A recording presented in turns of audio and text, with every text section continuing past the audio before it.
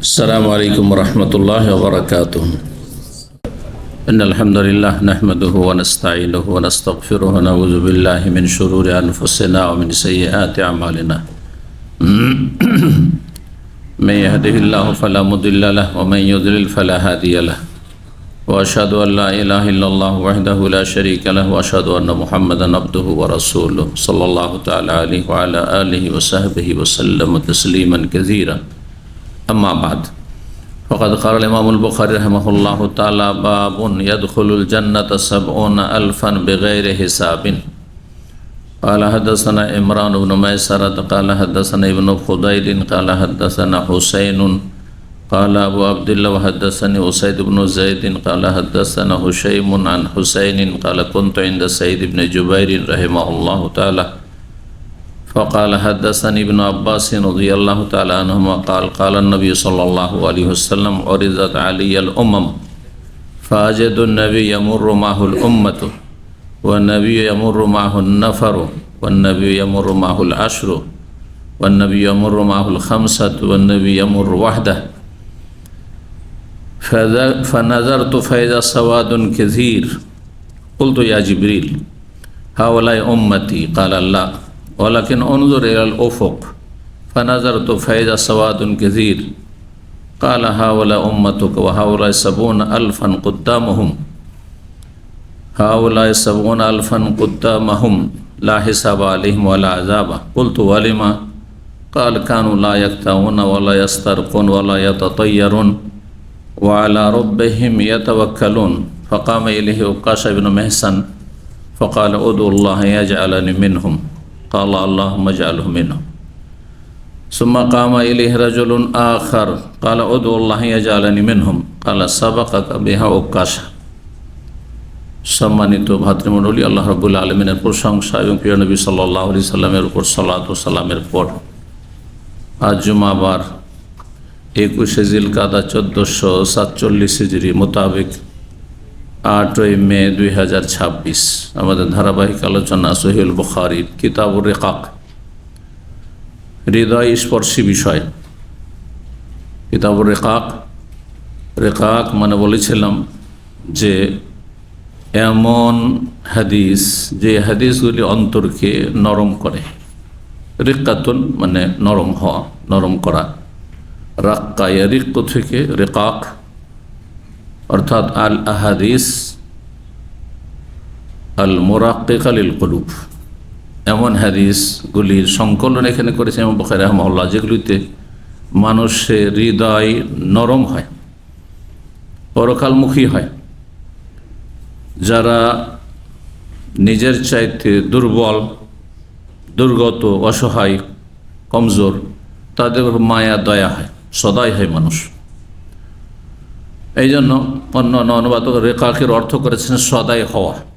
জি, মানুষের যখন অন্তর নরম হয় তখনই অন্যের ওপর মায়া করে, দয়া করে থাকে। জি, এমন হাদিস, যে হাদিসগুলিতে মানুষ দুনিয়ার লোভ লালসা কমে নিয়ে আসবে এবং পরকালমুখী হবে, অন্তর নরম হবে, চিন্তাশীল হবে, সে জান্নাতের জন্য, জাহান্নাম থেকে রক্ষা পাওয়ার জন্য। জি, পর্ব নম্বর 17। ইমাম বুখারীর এই কিতাবুর রিকাকের অধ্যায় নম্বর হচ্ছে 50।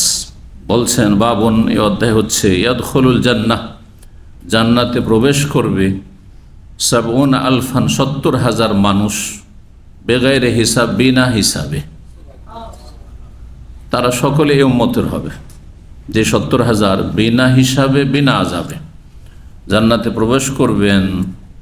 তারা জান্নাতের উচ্চ শ্রেণীর অধিকারী, এই জন্য তাদের কোনো আযাবও হবে না, শাস্তিও হবে না জান্নাতে যাওয়ার পূর্বে, আর কোনো হিসাবও হবে না। বিনা আযাবে, শাস্তিতে, বিনা হিসাবে জান্নাত পাবে। তাদের সংখ্যা হবে 70,000। শুধু নবী রসুলগণ না, নবী রসুল ছাড়াও সিদ্দিকিন, শুহাদা, সালেহিন, মুসলিহিন, তাদের মধ্য থেকেও একদল হবে। জি, এটি হচ্ছে হাদিসের একটি বাক্য, যা দিয়ে ইমাম বুখারী রাহিমাহুল্লাহ এখানে অধ্যায় নিয়ে এসেছেন এবং বিস্তারিত হাদিসটি আসছে আমাদের সামনে। 6541 নম্বর হাদিস। হাদিস বর্ণনা করছেন প্রখ্যাত তাবি সাঈদ ইবনে জুবাইর রাহিমাহুল্লাহ তাআলা। তিনি বলছেন, হাদাসানি ইবনু আব্বাস, তিনি বিশিষ্ট ছাত্র ছিলেন আব্দুল্লাহ বিন আব্বাস রাদিয়াল্লাহু তাআলা। এই জন্য যেই তফসিরগুলি হাদিস দ্বারা করা হয়েছে, যেমন তফসির ইবনে জারির তাবারি, সবচেয়ে পুরনো তফসির, কোরআনের আয়াত এবং হাদিস দিয়ে তফসির, তফসির বিল মাসুর, সাহাবায়ে কেরামদের উক্তি দিয়ে তফসির।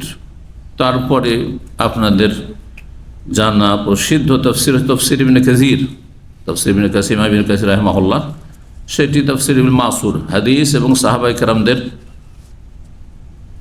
উক্তি দ্বারা মাসুর তফসির, নবী সাল্লাল্লাহু আলাইহি ওয়াসাল্লাম এবং সাহাবায়ে কেরামদের থেকে যেই তফসিরগুলি আয়াতের সূরার বর্ণিত হয়েছে, তো তাতে অধিকাংশ রিওয়ায়াতগুলি তফসির আব্দুল্লাহ বিন আব্বাস থেকে রয়েছে, যেহেতু তিনি সাহাবায়ে কেরামের মধ্যে সবচেয়ে বিখ্যাত তাফসিরকার ছিলেন আর তার বিশিষ্ট ছাত্র ছিলেন সাঈদ ইবনে জুবাইর রাহিমাহুল্লাহ। অধিকাংশ ওই রিওয়ায়াতগুলি বর্ণনাগুলি পড়লে তফসির ইবনে কাসির বাংলায় অনুবাদ হয়েছে, সম্ভবত 18 খণ্ডে বা তারও বেশি আছে। তো তাতে দেখবেন সাঈদ ইবনে জুবাইর রাহিমাহুল্লাহ বর্ণনা করছেন আব্দুল্লাহ বিন আব্বাস রাদিয়াল্লাহু তাআলা আনহু থেকে, এভাবে। তো বড় একজন ইমাম ছিলেন তাবেঈনদের জামানার সাঈদ ইবনে জুবাইর রাহিমাহুল্লাহ, আর তার বিশিষ্ট ওস্তাদ প্রখ্যাত সাহাবী, সাহাবীর সন্তান সাহাবী, নবী সাল্লাল্লাহু আলাইহি ওয়াসাল্লামের চাচাতো ভাই আব্দুল্লাহ ইবনে আব্বাস রাদিয়াল্লাহু তাআলা আনহুমা বর্ণনা করেছেন তাকে, বলছেন হাদাসানি ইবনু আব্বাস, আমাকে হাদিস বর্ণনা করেছেন আব্দুল্লাহ বিন আব্বাস রাদিয়াল্লাহু তাআলা আনহু। তিনি বলেন, ক্বালা নবী সাল্লাল্লাহু আলাইহি ওয়াসাল্লাম, নবী সাল্লাল্লাহু আলাইহি ওয়াসাল্লাম বলেছেন, ওরিজাত আলাইয়াল উমাম, আমার সামনে বিভিন্ন উম্মতকে পেশ করা হইল। কে বলছেন? রাসূলুল্লাহ। কখন পেশ করা হইল? সেটা মেরাজের রাতে হইতে পারে, আবার স্বপ্নযোগে হইতে পারে। নবী সাল্লাল্লাহু আলাইহি ওয়াসাল্লামকে গায়েবের দৃশ্যগুলি, অদৃশ্য বিষয় বিভিন্ন সময় দেখানো হয়েছে। তার মধ্যে একবার শুধু জান্নাত জাহান্নাম বিভিন্ন রকমের অবস্থা, তারপর আম্বিয়া রাসূলগণ যারা চলে গেছেন তাদের সাথে দেখা সাক্ষাৎ, এগুলি মেরাজে হয়েছে। আর স্বপ্নযোগে নবী সাল্লাল্লাহু আলাইহি ওয়াসাল্লাম বিভিন্ন সময় জান্নাত দেখেছেন, জাহান্নাম দেখেছেন, গায়েব অদৃশ্যের কবর আযাব দেখেছেন ইত্যাদি। তো বলছেন যে আমার সামনে বিভিন্ন উম্মতকে পেশ করা হইল। নূহ আলাইহিস সালামের উম্মত, ইব্রাহিম আলাইহিস সালামের উম্মত, মূসা আলাইহিস সালামের উম্মত, ঈসা আলাইহিস সালামের উম্মত, এইভাবে যত নবী রাসূলগণ এসেছেন সব উম্মত পেশ করা হয় সামনে নিয়ে এসে। যেমন আজকাল আর আপনার এক সময় ছিল আমরা টিভির পর্দায় বলতাম, সেটা পুরানা হয়ে গেছে কথা, তাই না? আজকাল মোবাইলের পর্দাতে গোটা দুনিয়া দেখতে পাচ্ছে, বিভিন্ন দৃশ্য, কোথায় কি ঘটছে, কোথায় মারামারি হচ্ছে, তো কোথায় যুদ্ধ চলছে, তো কোথায় কি হচ্ছে, হ্যাঁ কি ঘটছে, ব্যাস সোশ্যাল মিডিয়া পেয়ে যাচ্ছে না। নবী সাল্লাল্লাহু আলাইহি সাল্লামকে এইসব গায়েবের দৃশ্যগুলি ওইভাবেই দেখানো হয়েছে, যেমন এইখানে বসে সারা পৃথিবীর বিভিন্ন জায়গায় সার্চ করে একটু ক্লিক করলেই দেখতে পাচ্ছেন আপনি যে আমি এটা দেখতে চাই, এখন কি ঘটছে কোথায়। বরং আপনার বাড়ি কোথায় আছে, আজকাল কিছু অ্যাপস আছে, আপনার বাড়ি কোথায় আছে, আপনার গ্রাম, সেখানকার আপনি ভিডিও দেখবেন, আপনি লোকেশন দেখবেন, সেখানে চলাফেরা করছে লোকজন, গাছপালা কোথায় কী আছে, কটা বাড়ি আছে, সব দেখতে পাচ্ছেন। পৃথিবী কত উন্নতি করেছে, এগুলি আল্লাহর নিয়ামত। নিয়ামতের দাবি হচ্ছে আল্লাহর শুকরিয়া আদায় করা, আল্লাহ শুকরিয়া আদায় করা। শুকরিয়ার গুরুত্বপূর্ণ দিক হচ্ছে আল্লাহর নিয়ামতকে আল্লাহর সাথে সম্পৃক্ত করা, যেটি আল্লাহর দান। আল্লাহ এই বিবেক বুদ্ধি জ্ঞান মানুষকে দিয়েছেন, তাই সম্ভব হয়েছে, সহজসাধ্য করেছেন। আল্লাহর সাথে আল্লাহর নিয়ামতকে সম্পৃক্ত করা এই নয় যে মানুষের ব্রেনের সাথে, বুদ্ধির সাথে, সায়েন্স টেকনোলজির সাথে। আজকাল পৃথিবীর মানুষ অনেক এগিয়ে গেছে, শিক্ষিত হয়েছে, এরা আল্লাহ পরকাল বিশ্বাস না। এগুলো নাস্তিকদের কথা, সেকুলারদের কথা, বেদিনদের কথা। একজন মানুষ যে কোনো নিয়ামতকে, যা কিছু সে ভোগ করছে, সবসময় সে অনুভূতিকে জাগিয়ে তুলবে এবং সমস্ত নিয়ামতকে আল্লাহর সাথে সম্পৃক্ত করবে যে এটি হচ্ছে অমা বিকুম মিন নিয়ামাতিন ফামিনাল্লাহ, আল্লাহর পক্ষ থেকে। আল্লাহর সাথে সম্পৃক্ত আল্লাহর নিয়ামতকে, অন্য কোনো দিকে নাই। দিচ্ছেন ছেলে মেয়ে, আল্লাহ বলছে এটা আমার ওই গৌস বাবার দান, খাজা বাবার দান, ওইটা ওই শাহজাল বাবার দান। এরা মুশরিক, তাই না? ঠিক ওই রকমের যারা পৃথিবীর এইসব অন্যদিকে আল্লাহর সাথে আল্লাহর নিয়ামতকে সম্পৃক্ত না করে এগুলি হচ্ছে সায়েন্স টেকনোলজির অবদান, তারা ওই রকম মাজার পূজারী, তারা তো মুশরিক কাফের। কথা বুঝতে পারছেন? একই কথা।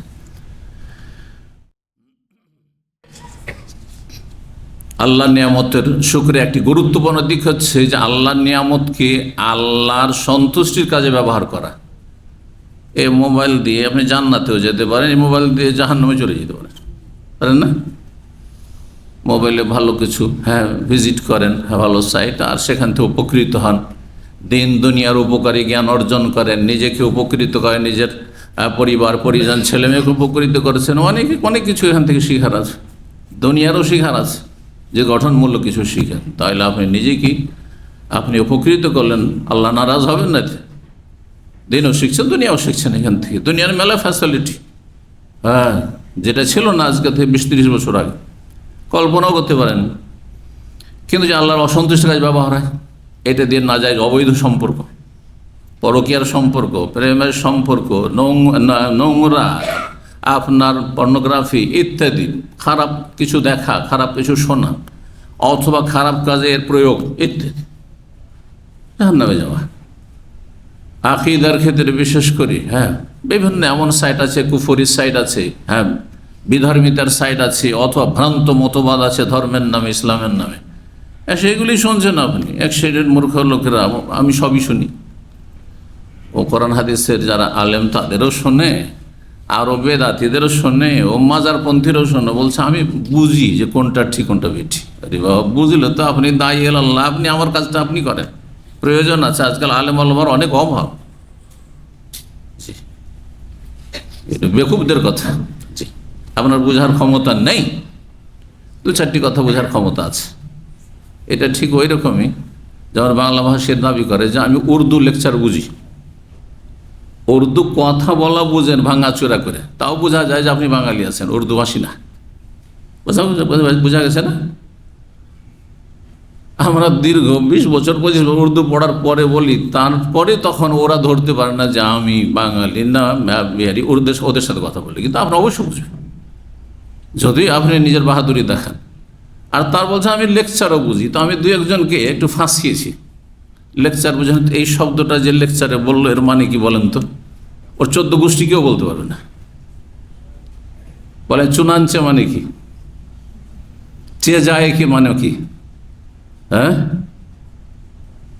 বোঝা গেছে? এই বাহাদুরিগুলো এক শ্রেণী বাঙালিরা করে।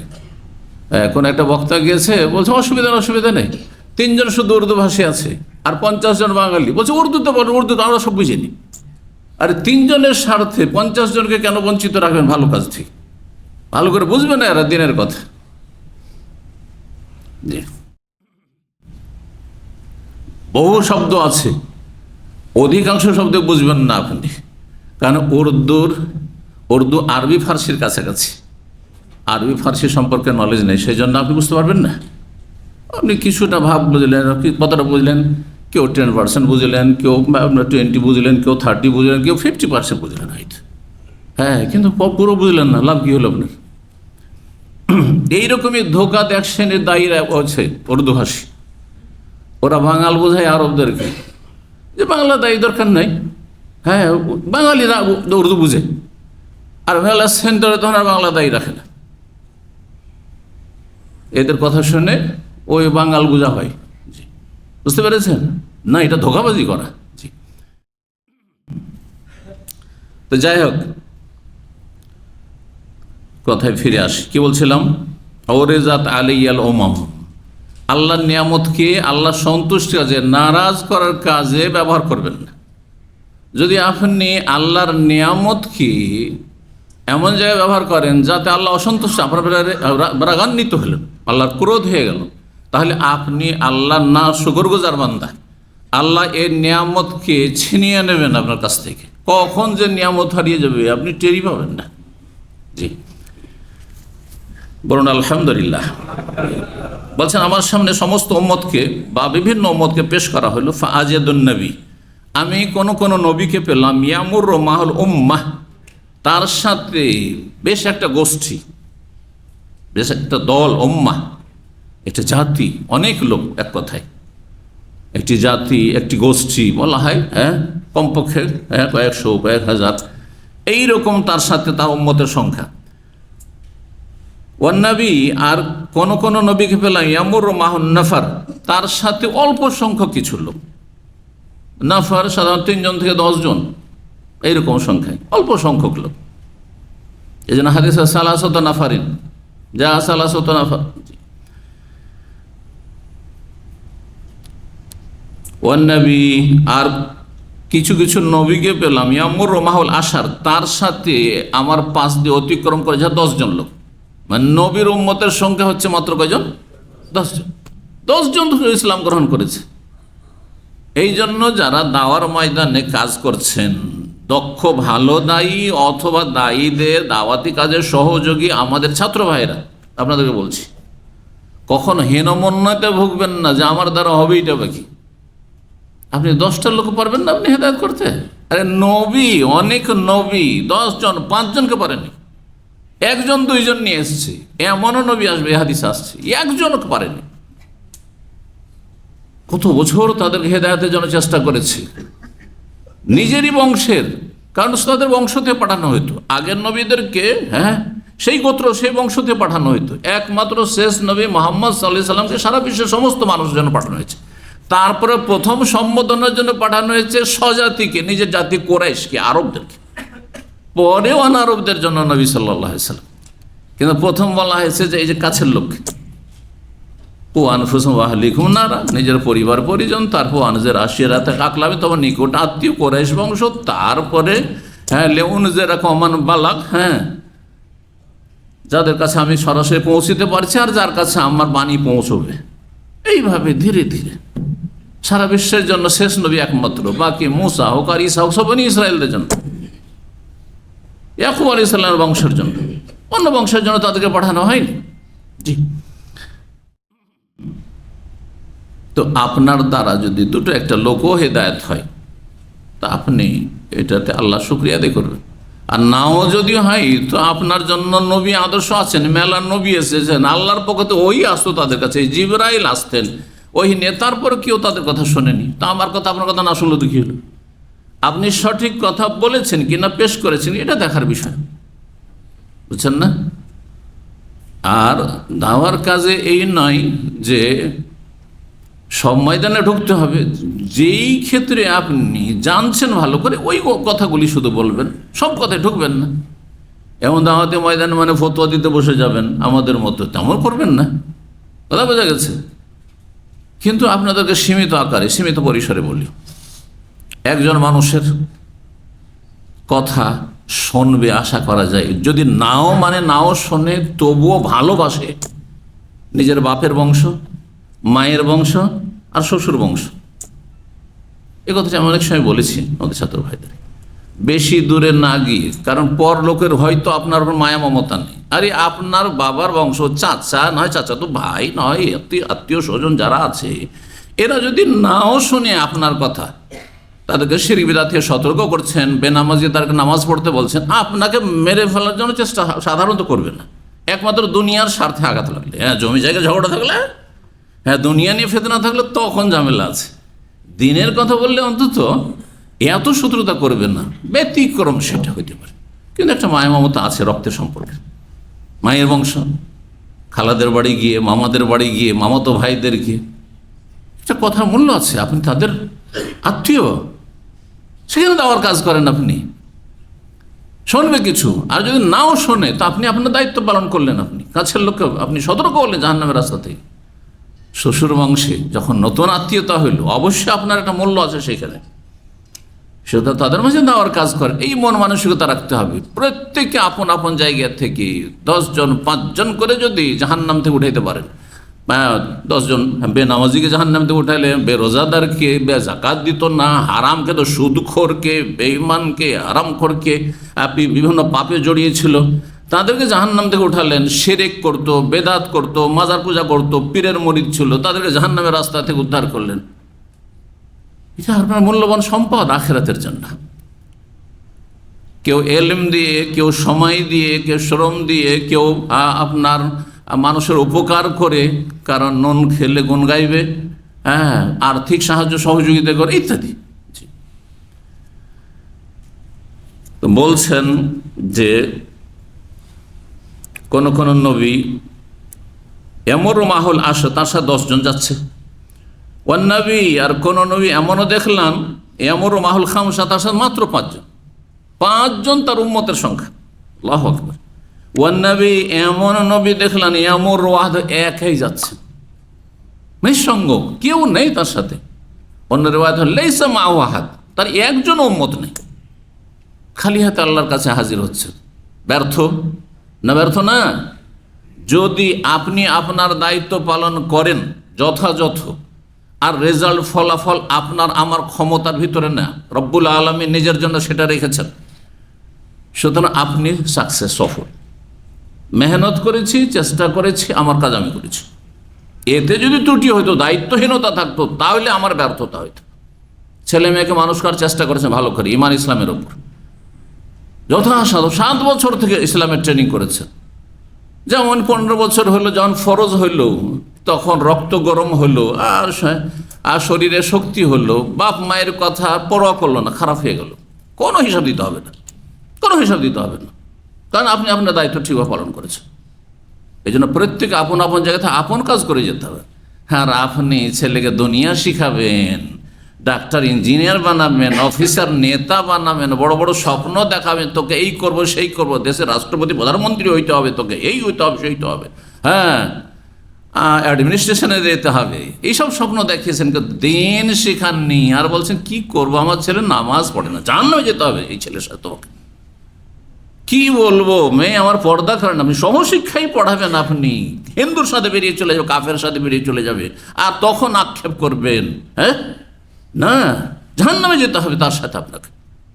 জি, আপনি আপনার দায়িত্ব পালন করেছেন কিনা এটা দেখার বিষয় রয়েছে।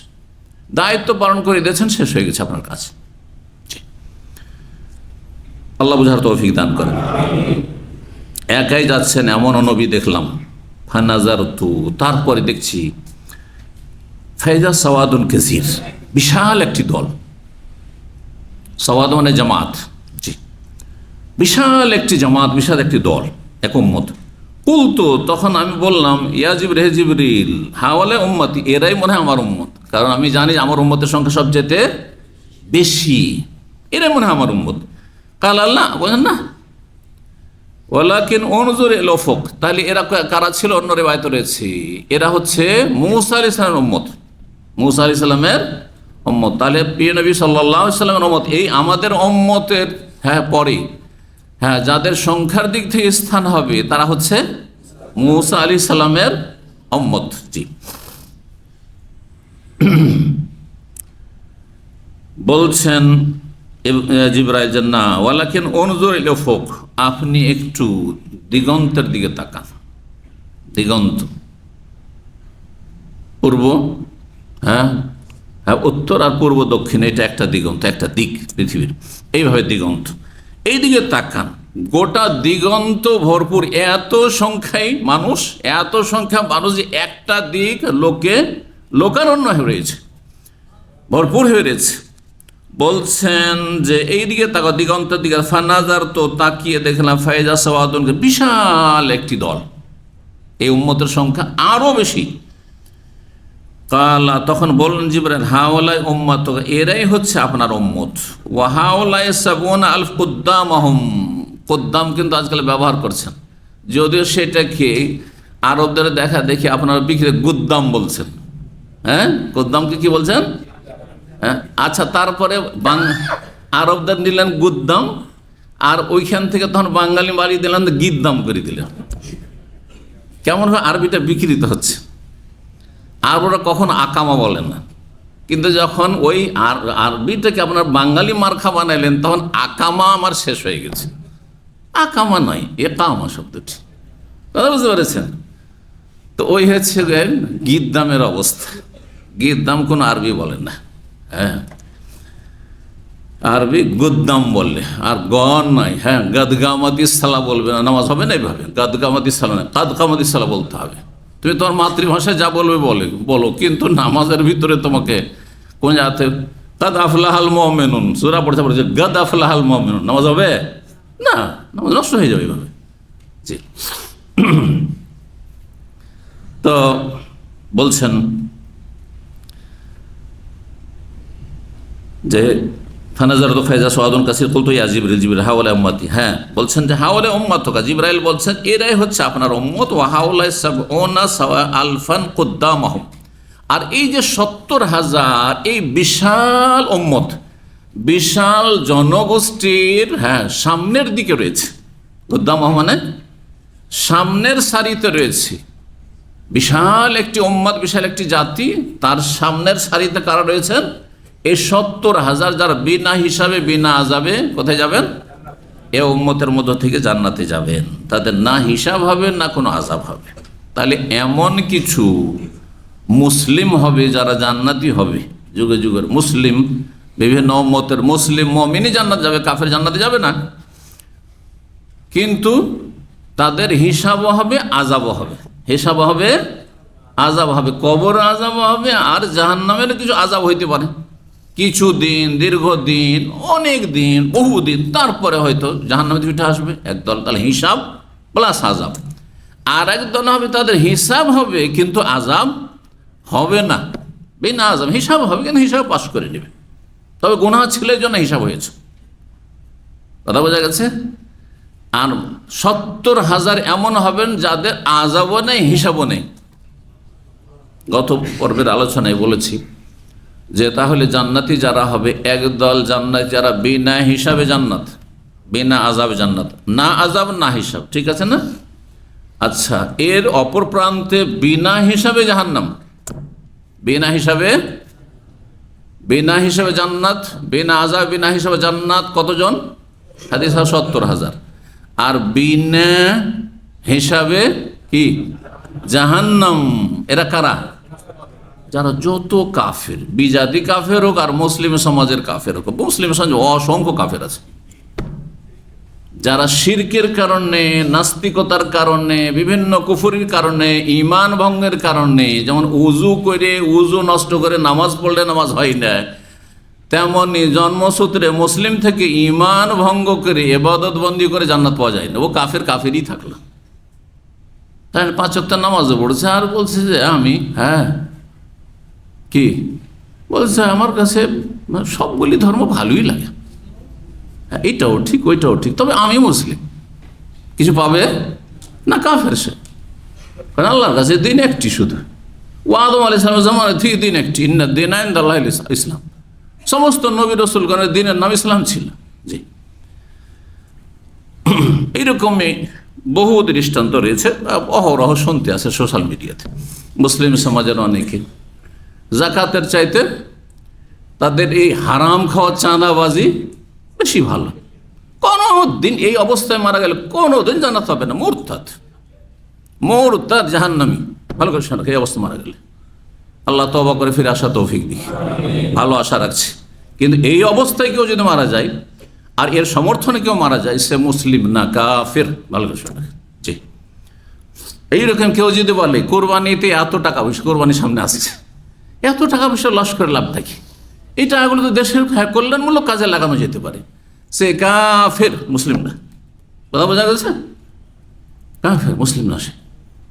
ও ইনশাল্লাহ আসামা, যতই মুসল্লি হোক না কেন, যতই রোজাদার হোক না কেন, আপনি মনে করেন যে ব্যাস মুসলিম সমাজের নাম মুসলিম, আব্দুল্লাহ, আব্দুর রহমান আর অমুক আর তমুক হলি হয়ে যায় না, কখনো হয় না, কখনো হয় না। ইসলাম হচ্ছে আকিদার নাম, ধর্মীয় বিশ্বাসের নাম 1 নম্বর।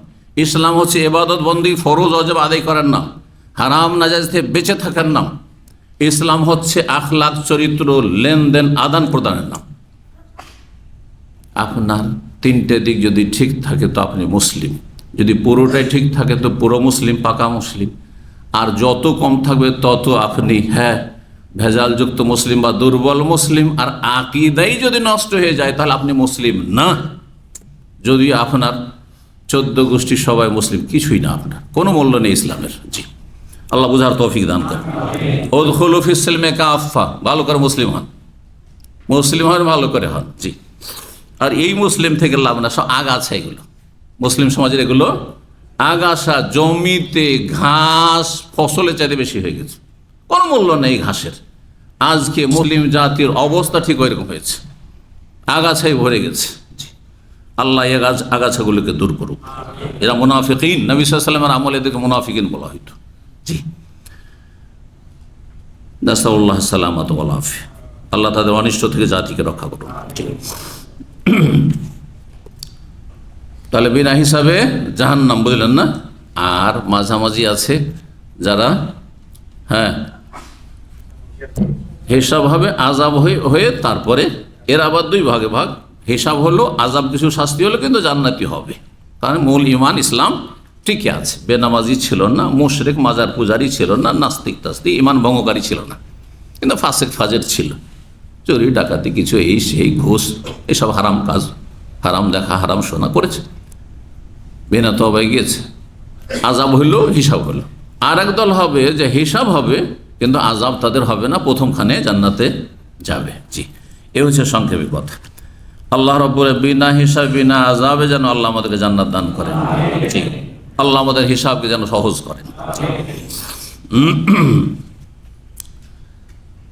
এই যে 70,000 সামনের সারিতে রয়েছে, এরা বিনা লা হিসাব আলাইহিম ওয়ালা আযাব, নবী বলছেন যে এদের কোনো হিসাবও নেই আর কোনো শাস্তিও নেই।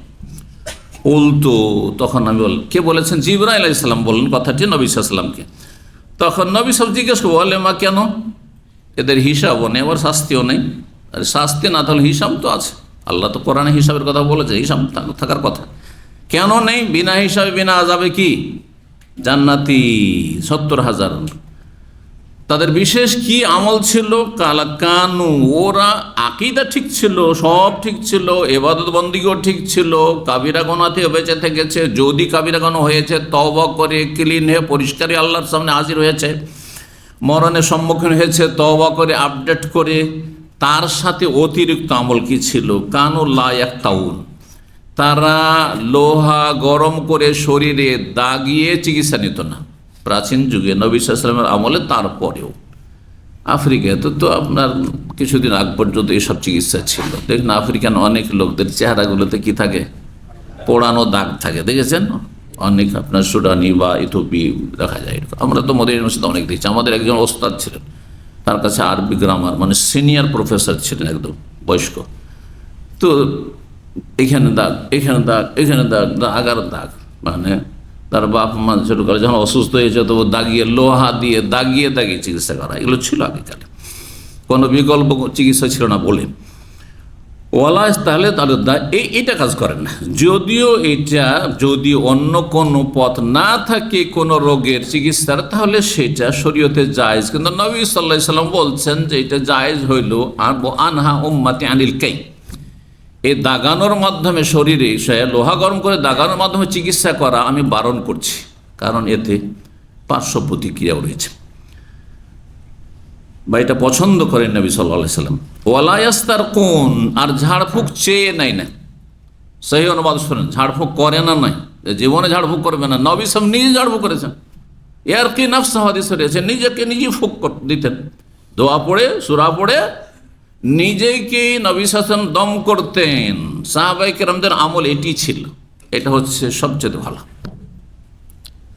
তাহলে যারা অনুবাদ করেছে যে তারা ঝাড়ফুঁক করতেন না, হ্যাঁ ভুল কথা। ঝাড়ফুঁক অন্যের কাছ থেকে চেয়ে নিতেন না, যেমন আমাদের সমাজের লোকেরা, হ্যাঁ আসলো, আসার পরে আমার ভিতরটা খুব দুর্বল লাগছে, আর আমি খুব নার্ভাস হয়ে যাচ্ছি, আর খুব অশান্তি আমার, তারপর ডাক্তার কোনো রোগ খুঁজেই পাই না, এত চেক আপ করলাম, তো একটু ফু দিয়ে দেন তো, একটু দম করে দেন তো। হ্যাঁ না, এগুলো চাইয়ে নেবেন না, আপনি নিজেই করেন, নিজেই করেন। অন্যের কাছে চেয়ে না মানে অন্যের কাছে ধারণা দেওয়া, শরণাপন্ন হওয়া, অন্যের মুখাপেক্ষী হওয়া।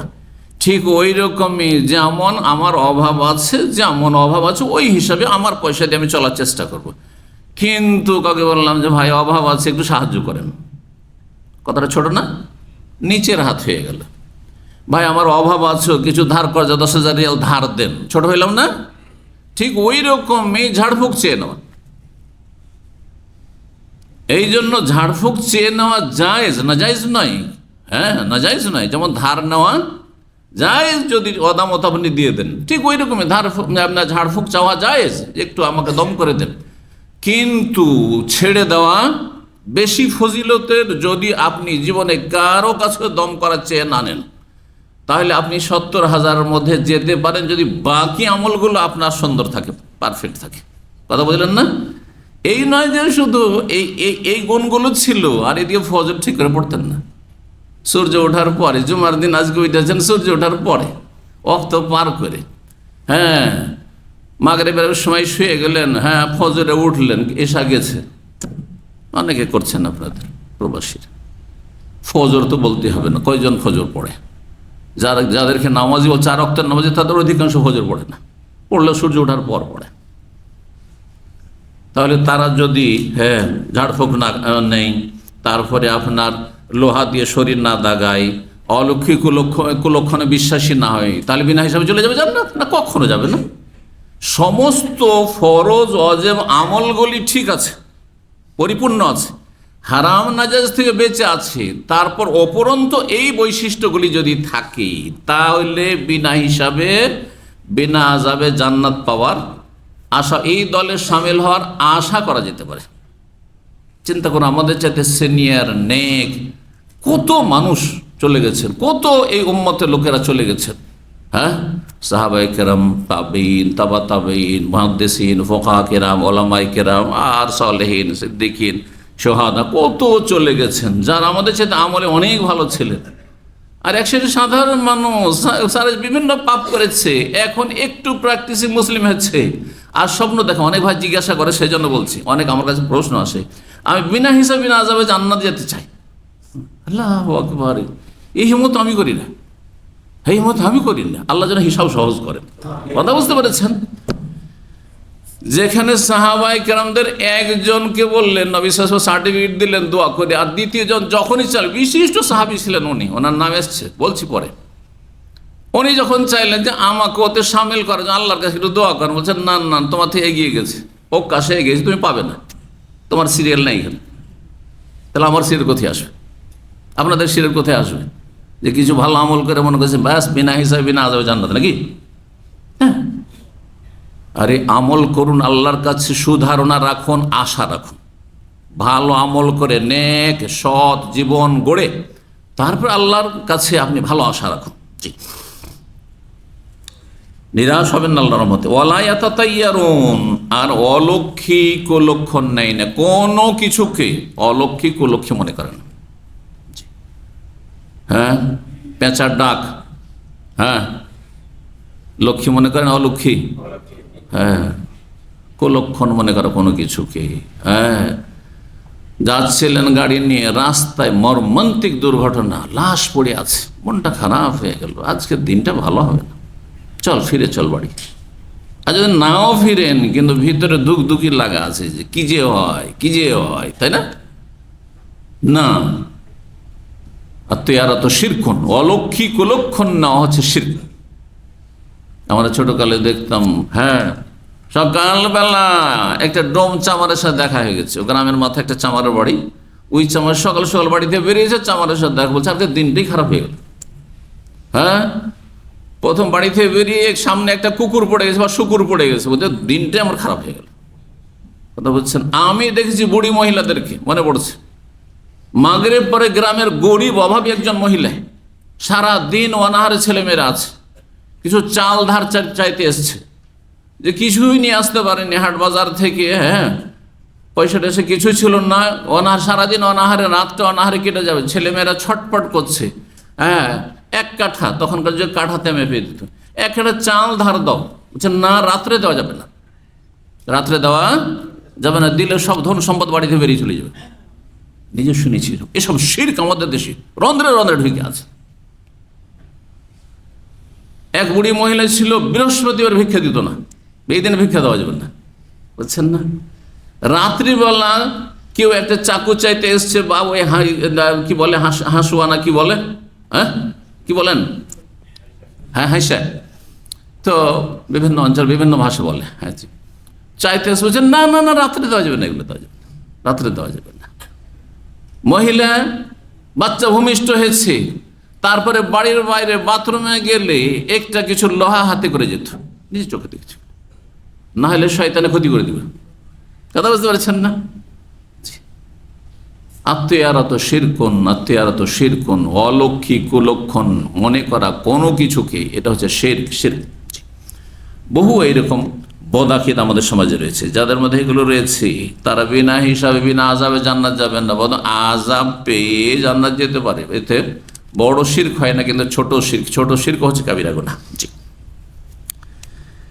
ওয়া আলা রাব্বিহিম ইয়াতাওয়াক্কালুন, আল্লাহর উপর তার আস্থা ভরসা রাখে। আল্লাহর ওপর গভীর আস্থা ভরসা রয়েছে।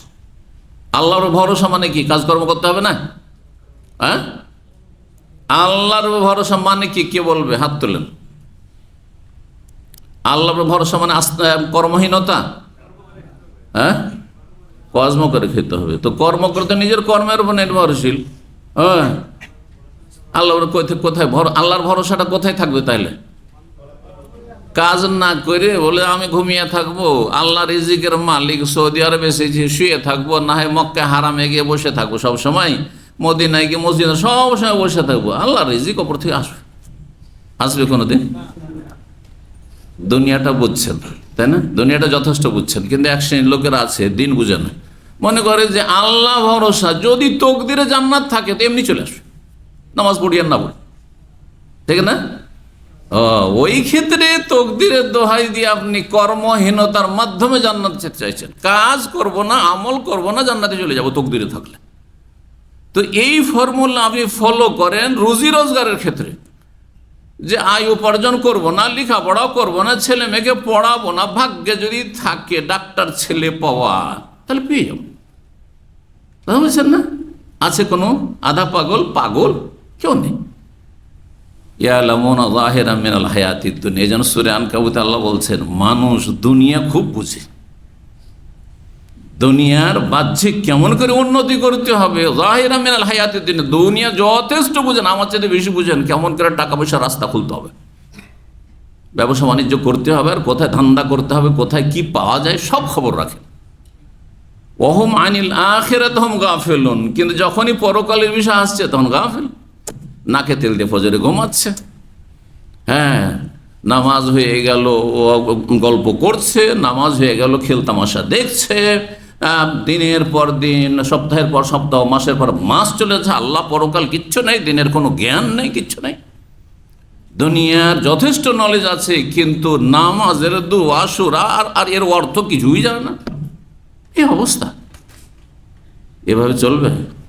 কর্মহীনতার নাম আল্লাহ ভরসা না। আল্লাহ ভরসা এখানে শুনে রাখবেন, আল্লাহর ভরসা কোথায়? অন্তরে ভরসা। মানে দেখেন অনেকে কিন্তু আছেন দীর্ঘদিন এখানে, আর অনেক পয়সা ইনকাম করেন, দেশে অনেক বড় বড় বিল্ডিং তৈরি করে রেখেছেন, আর মাসে হয়তো লাখ 2 লাখ টাকা অনেকের কি আসছে, ভাড়া আসছে বা আসবে, সব রেডি হয়ে আছে। হঠাৎ করে এক্সিট লাগতে যাচ্ছে, তখন এসে বলছেন যে সে কি এক্সিট লেগে যাচ্ছে, কোনো কিন্তু চিন্তা নেই। কি জন্য চিন্তা নেই? আল্লাহ ভরসা না। বলছে যে আমার ওই দিকে অনেক কিছু করে ফেলেছি, মাসে 2 লাখ টাকা আমার ভাড়া আসে, সুতরাং এই চাকরি থাকার না এ থাকা অসুবিধা হবে না আমার।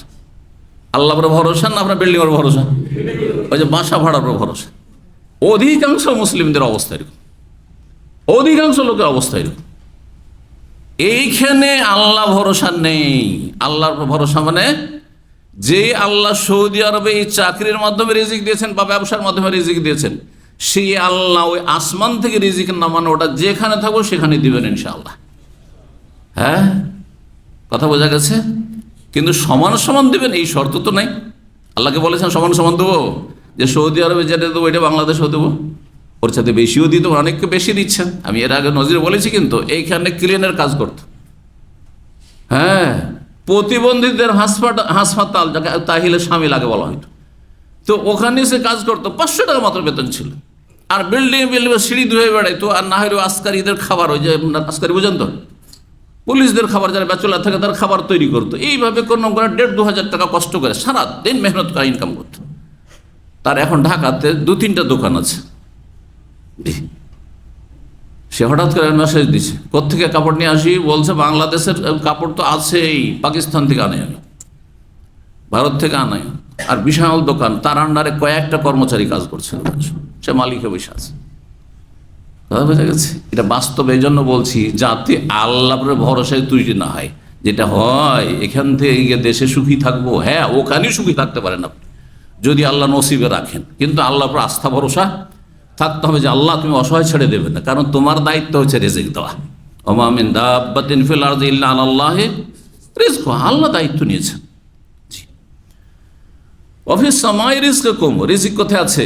কফিলের হাতে, আপনার মোদির ম্যানেজারের হাতে, হ্যাঁ ওই বাঙালির হাতে না, ওই দালালের হাতে? ওই সময় আকাশের রিজিক আছে, আকাশের রিজিক আছে। দুনিয়াতে রিজিক থাকলে আমাদেরকে কাফেররা খেতেই দিত না, কথা বলছেন না, বাঁচতেই দিত না। হ্যাঁ, জালেমরা আশেপাশে থাকতেই দিত না, আমাদের খেতেই দিত না। আকাশ আল্লাহ রেখেছে। তো আল্লাহর ভরসা মানে কাজ করে ফলাফলে বাহাদুরি না দেখানো, বরং আল্লাহর অন্তরে আস্থা ভরসা যে আল্লাহ যতটা আমাকে শক্তি সামর্থ্য দিয়েছ সেটা আমি করছি, আমি মেহনতি, আমি কর্মঠ, আমি নিজের কাজটি করছি, ডিউটি করছি, বাকি হ্যাঁ সব কিছুর মালিক তুমি আল্লাহ, সব কিছুর মালিক তুমি আল্লাহ। তো যখন এই কথা বললেন, ফাকামা এলাইহি উক্কাশাত ইবনে মেহসান, মেহসানের ছেলে উক্কাশা সাহাবী তখন দাঁড়িয়ে গেলেন মজলিসে আর বললেন, ওদুল্লাহ, হে আল্লাহ রসুল, আপনি আল্লাহর কাছে দোয়া করুন, আইয়াজআলানি মিনহুম, এদের অন্তর্ভুক্ত যেন, এই 70,000-এ যেন আমাকে শামিল করেন, এদের অন্তর্ভুক্ত আল্লাহ করেন, এই 70,000-এর একজন যেন আমি হতে পারি, আল্লাহর কাছে দোয়া করে দেন। কালা, নবী সাল্লাল্লাহু আলাইহি ওয়াসাল্লাম বলে, আল্লাহুম্মা জাআলহু মিনহু, আল্লাহ এই ওকাশাকে এই 70,000-এর মধ্যে শামিল করে নাও। দোয়া করলেন একবার, সাথে সাথে কবুল হয়ে গেল। সুম্মা কামা ইলাইহি রাজুলুন আখার, তারপরে অপরজন দাঁড়ালো, দেখলো যে এই তো লাইন লেগে গেছে, হ্যাঁ তো আমিও একটা সিরিয়াল লাগাই। দ্বিতীয় জন দাঁড়ালো, এর নাম অন্য রিওয়ায়াতে রয়েছে প্রখ্যাত সাহাবী, ওকাশার নাম তো অনেকেই জানেন না, কিন্তু সাদ ইবনে ওবাদা আনসারী খাজরাজি রাদিয়াল্লাহু তাআলা, হ্যাঁ খাজরাজ বংশের, আনসারী বংশের তিনি প্রধান ছিলেন, সর্দার, নেতা ছিলেন। এ সাদ ইবনে ওবাদা তাহলে শুধু দুনিয়ার প্রভাব প্রতিপত্তি আর ধন সম্পদ আর নেতৃত্ব দিয়ে আখেরাত পাওয়া যায় না, কথা বোঝা গেছে না? জরুরি নয় যে সে আখেরাতে আপনি সিনিয়র হয়ে যাবেন, দুনিয়াতে সিনিয়র আছেন সেই জন্য, দুনিয়াতে হিরো আখেরাত জিরো না হয়ে যান, এই চিন্তা সবসময় থাকতে হবে। এই লোক দাঁড়ালো আর বললো, ওদুল্লাহ, হে আল্লাহ রসুল, আল্লাহর কাছে দোয়া করে দেন, ইয়া মিনহুম, আল্লাহ যেন আমাকে এই দলে সামিল করে দেন। কালা, নবী সাবাকা বিহা ওকাশা, তোমার থেকে ওকাশা এগিয়ে চলে গেছে, আর তোমার সুযোগ হচ্ছে না। কেন এই কাজ করলেন? নবী সাহেব দোয়াটা তো করে দিতে পারতেন, আরে কবুল হইতো না হয়তো দোয়াটা করে দিতে পারতেন। হ্যাঁ, বিভিন্ন উত্তর বলা হয়েছে। এক নম্বর কথা যেটা অধিকাংশরা বলেছেন সেটা হচ্ছে, যদি নবী সাল্লাল্লাহু আলাইহি ওয়াসাল্লাম এইভাবে দোয়া করতে থাকতেন, এরও জন্য দোয়া করে দিতেন, তখন বাকি যত লোক ছিল লাইন লাগাইত, এরা দৌড় দিয়ে সবাই নিজের নিজের বাড়ি যেত, আর যত আত্মীয় স্বজন আর ছেলে মেয়ে সব আছে সবকে নিয়ে সে লাইন লাগিয়ে দিত। হ্যাঁ, সব বিনা হিসাবে সব যাও, বিরাজা বিনা হিসাবে জান্নাত যাওয়ার জন্য লাইন লাগাও। হ্যাঁ, কেমন অবস্থাটা হইতো তাহলে? হইতো না? হইতো না? জি। আমরা যখন কোনো কিছু বিতরণ করি, দেখেছেন এরকম দৃশ্য অনেক সময় দেখেছেন, ইফতার কেন্দ্র যদি আপনাদের হাতে হাতে তুলে দেওয়া হয়, আপনি আপন আপন জায়গায় বসে আছেন অথবা লাইন লাগিয়ে দিয়েছেন আর দেওয়া হয়, তাহলে তো ঠিক আছে। কিন্তু এখানে কার্টন, কয়েক কার্টন রেখে দিচ্ছি, ভাই যার দরকার হয় নিয়ে যান, তখন হ্যাঁ লুটপাট শুরু হয়ে গেছে, মনে হচ্ছে লুটপাট শুরু হয়ে গেছে, হয় না? হয় না? জি হ্যাঁ। নবী সাল্লাল্লাহু আলাইহি ওয়াসাল্লাম এই রাস্তা বন্ধ করতে চাইলেন, যে এই রাস্তা যেন না খুলে যায়, যে লাইনের উপরে লাইন লেগে যাবে। অন্যরা বলেছেন যে হতে পারে সেই সময় নবী সাল্লাল্লাহু আলাইহি ওয়াসাল্লামকে ওহী করা হয়েছে যে একজনের জন্য তুমি দোয়া করতে পারো, যার কথা ওহী করা হয়েছে একজন হয়ে গেছে, আর নেই, সুযোগ নেই, এটাও হইতে পারে। 6542 নম্বর হাদিস বর্ণনা করছেন আবু হুরায়রা রাদিয়াল্লাহু তাআলা, তিনি বলছেন, সামিউতু রাসূলুল্লাহ সাল্লাল্লাহু আলাইহি ওয়াসাল্লাম, আমি রাসূলকে বলতে শুনেছি, ইয়াদখুলুল জান্নাতা মিন উম্মতি, আমার উম্মত থেকে জান্নাতে প্রবেশ করবে এক দল, জুমরা। সূরা জুমার, জুমরাতনের জামা বহু বচন হচ্ছে জুমার। হ্যাঁ, সূরা জুমার আছে না, ওয়াসিকাল্লাযীনা কাফারু ইলা জাহান্নামা জুমারা ওয়াসিকাল্লাযীনা ইত্তাকাউ রাব্বাহুম ইলাল জান্নাতি জুমারা, মানে দলে দলে। তাহলে জুমরাতুন মানে দল। ঠিক, তো আমার উম্মত থেকে একটি দল জান্নাতে প্রবেশ করবে, হুম সাবুনা আলফান, তাদের সংখ্যা হবে ৭০,০০০। তারা কেমন হবে, তাদের কিছু বৈশিষ্ট্য বর্ণনা করছেন। তদিও ওজুহুম ইযা আতাল কামারে লাইলাতুল বদরে, তাদের চেহারাগুলি উজ্জ্বল হবে। তাদের চেহারাগুলি কি হবে? আলোকিত, উজ্জ্বল হবে। ইযা আতাল কামারে, যেমন পূর্ণিমা, লাইলাতুল বদর, লাইলাতুল বদর মানে পূর্ণিমার রাত। পূর্ণিমার রাতের চাঁদ যেমন সবচেয়ে বেশি উজ্জ্বল থাকে, ঠিক তেমনি এই ৭০,০০০ মানুষ আমার উম্মতের, যারা বিনা হিসাবে না যাবে জান্নাত যাবে, তাদের চেহারাগুলি হাসর মাঠে সবচেয়ে বেশি উজ্জ্বল থাকবে। কাল আবু হুরায়রা বলেন, ফাকামা, তখন দাঁড়ালেন ওকাশ বিন মাহজান আসাদি, আসাদ বংশের, ইয়ারফাউনা মিরাতান আলাইহি, তার শরীরে একটি চাদর ছিল, মোটা চাদর ছিল। চাদরটি উঠি, চাদর তলায় হাত ছিল। চাদর যখন লম্বা চাদর থাকে আর ভিতরে হাত থাকে, তখন উঠাইতে হলে চাদরটা কিছুটা উঠাইতে হয় না, হয় না? তো এইভাবে চাদরটা উঠে হাত তুললেন, বলে ইয়া রাসূলুল্লাহ উদুল্লাহ, আল্লাহর কাছে দোয়া করে দেন, আল্লাহ যেন এই দলে আমাকে শামিল করে দেন। ফাকাল, নবী বললেন, আল্লাহুম্মা জাআলহু মিন, আল্লাহকে এই দলে শামিল করে না, বিনা হিসাবে না আযাবে, যেন জান্নাত যেতে পারে। সুম্মা কামা রাজুলুম মিনাল আনসার, তারপরে আনসারীদের জনক ব্যক্তি দাঁড়ান, ওই যে আনসারীদের সাদ বিন উবাদা। ফাকাল, ইয়া রাসূল, বললেন, উদুল্লাহ আইয়াজানুন, আল্লাহর কাছে দোয়া করে দেন, আল্লাহ যেন আমাকে এই দলের অন্তর্ভুক্ত করেন। ফাকাল সাবাকাকা ওকাশা, তোমার থেকে ওকাশা এগিয়ে গেছে, আর সুযোগ হবে না, মানে আর আমাকে ওহী করা হয়নি, সুতরাং আমি আর পারছি না। অথবা এইরকম করলে গোলযোগ সৃষ্টি হবে, কোনো প্রয়োজন নেই। তবে রাস্তা খোলা থাকতে পারে, এমন না যে রাস্তা খোলা নেই, শেষ চোখে নেই, রাস্তা খোলা থাকতে পারে।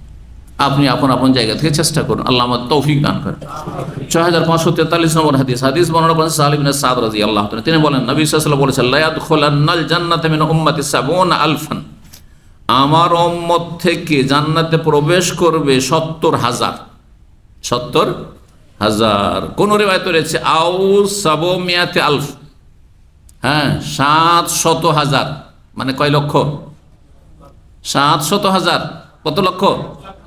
৭ লক্ষ। তাহলে ৭০,০০০ অথবা ৭ লক্ষ আল্লাহর কাছে নেক আশা রাখে। ৭ লক্ষ হইলে আরো চান্স বেড়ে যাচ্ছে, তাহলে ইনশাআল্লাহ, তাই না? জি। শাক্কাফি আহাদেহামা, এই দুটো বর্ণনা কোনটি বেশি ঠিক, এই ব্যাপারে সন্দেহ হয়েছে কোন একজন বর্ণনাকারী। জি, এরা যখন জান্নাতে প্রবেশ করবে, আচ্ছা আপনাদের কেমন লাগে, জান্নাতে যখন প্রবেশ করে এত মানুষ, এত জান্নাতি প্রবেশ করবে, তখন কত জান্নাতের গেটে ভিড় থাকবে, তাই না? বিশাল লাইন লাগবে, তাই না? লাগবে না? লাইন টেন হবে না বিনা লাইনে? বলছে বিনা লাইনে জান্নাতে চলে যাবে, ঠিক না? শোনেন হাদিস বলছে, মোতামাসে কি না, তারা একে অপরকে ধরে থাকবে। আখেজুন বাযহুম বিবাযিন, একজন আরেকজনের হাত ধরে পাশাপাশি, এই নয় যে সিরিয়াল, একজন আগে একজন পিছে, তাহলে তো আমি পিছিয়ে গেলাম রাতে, বা আপনি পিছিয়ে গেলেন আমার থেকে, এমনটা নয়। একজন অপরজনের হাত ধরে থাকবে পাশাপাশি, যেমন দুইজন হাত ধরে। আর বাঙালি ট্রেডিশন হচ্ছে ঘাড়ে হাত দিয়ে। আরে ঘাড়ে হাত দিয়ে আমাদের দেশে চলাফেরা করা যে বাঙালি অভ্যাস আছে, এটা সৌদি আরবে এসেও ছাড়ে না কিছু পাগলরা। এখানে খুব খারাপ দেখায় এটা। যেখানে থাকবেন একটু আবভাব বুঝবেন যে কোনটা ওরা করে আর করে না কোনটা। কথা বুঝতে পারছেন না? জি। বিভিন্ন জাতির সাথে এখানে মিশছেন, অনেক জাতি এমন মাইন্ড করবে আপনার একটি আচরণে, যেটা বাঙালি হলে করতো না। যেমন ঘাড়ে হাত দেওয়া, খুবই খারাপ মনে করবে, বুঝতে পারছেন? আচ্ছা, আরেকটি ফিলিপাইনের আছে না, আমাদের দেশে কোনো মানুষের যদি পিঠে হাত দেন, পেছন দিকে আপনি হাত দেন, পিঠে নিতম্বের ওপরে হাত দেন, খুব খারাপ মনে করবেন না, তাই না? ভাই চলেন চলেন চলেন, করছে না করছে না, কিন্তু এদের পেছনে খবরদার হাত দেবেন না, খুব খারাপ মনে করবে এরা। খালি গায়ে চলাফেরা করা। গেটের বাইরে অনেকে যারা ব্যাচেলর থাকছেন, কাজকর্ম করছেন, মেহনতের ঘেমে যাচ্ছেন পাকশাক করতে, খালি গায়ে পাকশাক করছেন। এমামা কোম্পানিতে অনেক আগের হতো, এখন তো দেখে দেখে অভ্যাস হয়ে গেছে। তো কমন তাদের কিচেন, রান্না করেছে কিন্তু সবগুলি মাশাআল্লাহ কামাওয়ালাদা থম্ম, মায়ের পেট থেকে যেমন বের হয় ওই রকমই কাছাকাছি, মানে লুঙ্গিটা শুধু আছে। ভাই এটা সৌদি আরব, ওখানে কোনো আরবরা যদি যায় তো দেখে তাদেরকে খুবই খারাপ লাগে, বুঝতে পারছেন না? অন্তত একটা গেঞ্জি রাখেন, আর গেঞ্জি ভিজেই যাক, সমস্যাটা কি, গেঞ্জি রাখেন।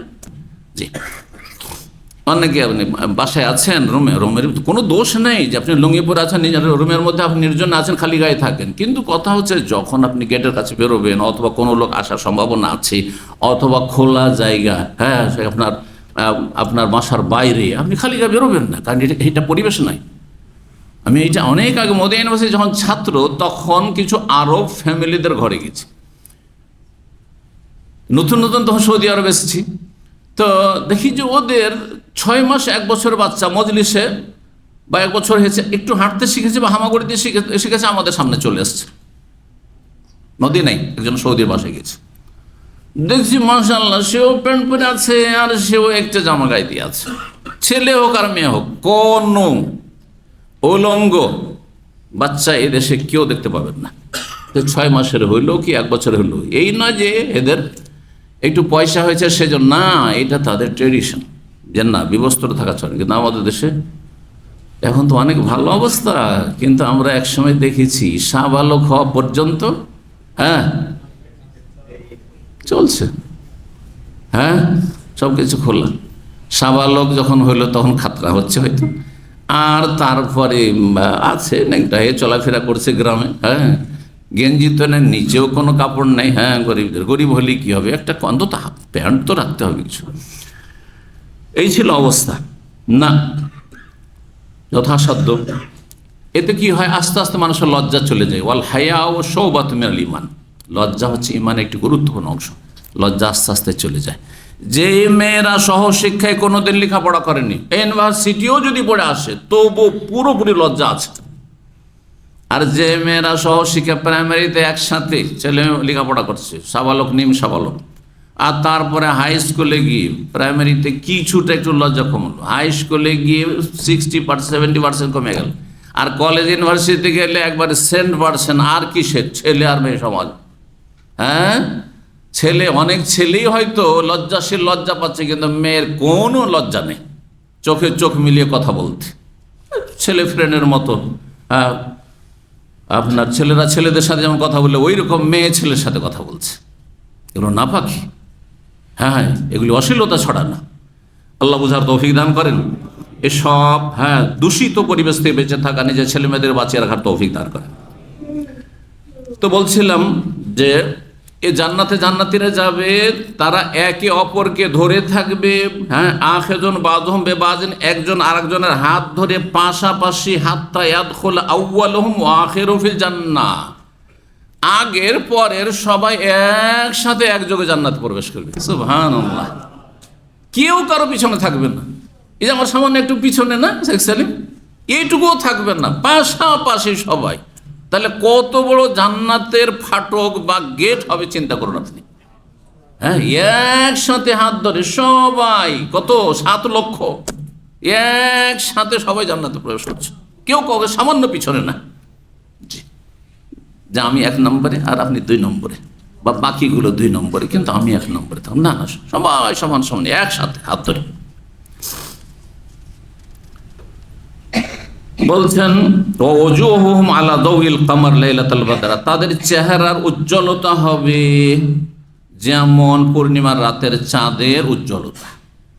6544 নম্বর হাদিস বর্ণনা করছেন আব্দুল্লাহ বিন উমর রাদিয়াল্লাহু তাআলা, তিনি বলেন ইয়াদখুলু আহলুল জান্নাতিল জান্নাহ, জান্নাতীরা জান্নাতে প্রবেশ করে যাবে, ও আহলুন নারিন নারা, জাহান্নামীরা জাহান্নামে প্রবেশ করবে।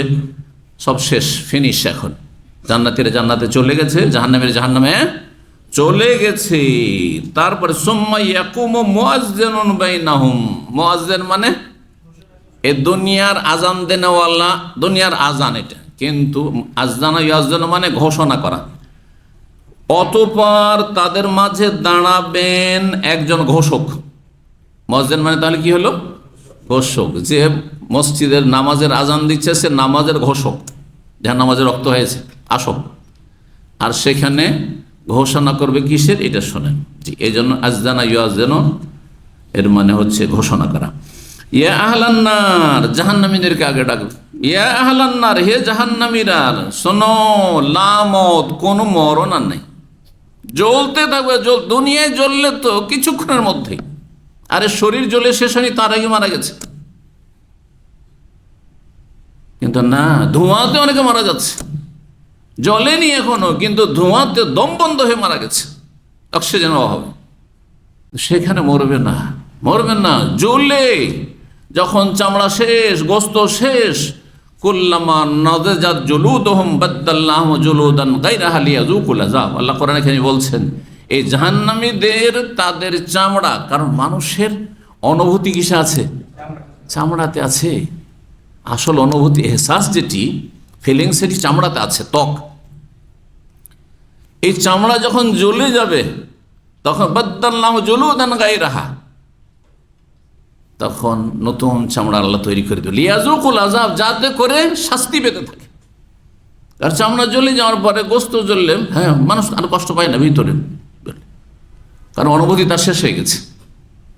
যেমন শরীর যদি অবশ হয়ে যায়, যতক্ষণ আপনার রক্ত চলাচল করছে, ব্লাড সার্কুলেশন আছে, ততক্ষণ আপনি অনুভব করছেন, নড়াচড়া করছেন বা স্পর্শ করছেন, কিন্তু যদি শরীর অবশ হয়ে যায় তখন কোনো কিছু টের পাচ্ছেন না।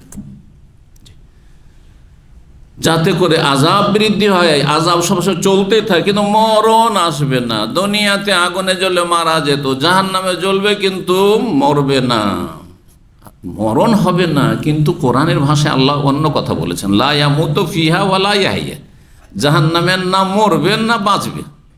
তো কেমন কথা হইল আবার? এটার ব্যাখ্যা কে করতে পারবে? এই কোরআন আয়াতের ব্যাখ্যা কে করতে পারে? এখানে বলছেন খুলুদ, আগের রিওয়ায়াত আসছে শুধু লা মওত না, খুলুদ, এখন চিরকাল জাহান্নামে থাকো, লা মওত, মরণ হবে না। কারণ মরণ হলে তো একটা খুশি, যে দুনিয়াতে খুব বেশি বালা মুসিবত যখন আসে, আল্লাহ মরে গেলে আরাম পেয়ে যাও, বলছেন না? তো জাহান্নামীদেরকে বলা হবে এই জন্য যে এই কথা চিন্তা করিও না যে কিছুক্ষণ চলে মরে যাব, আরাম পেয়ে যাবো, যেমন দুনিয়ায় আরাম পেয়ে যেতাম।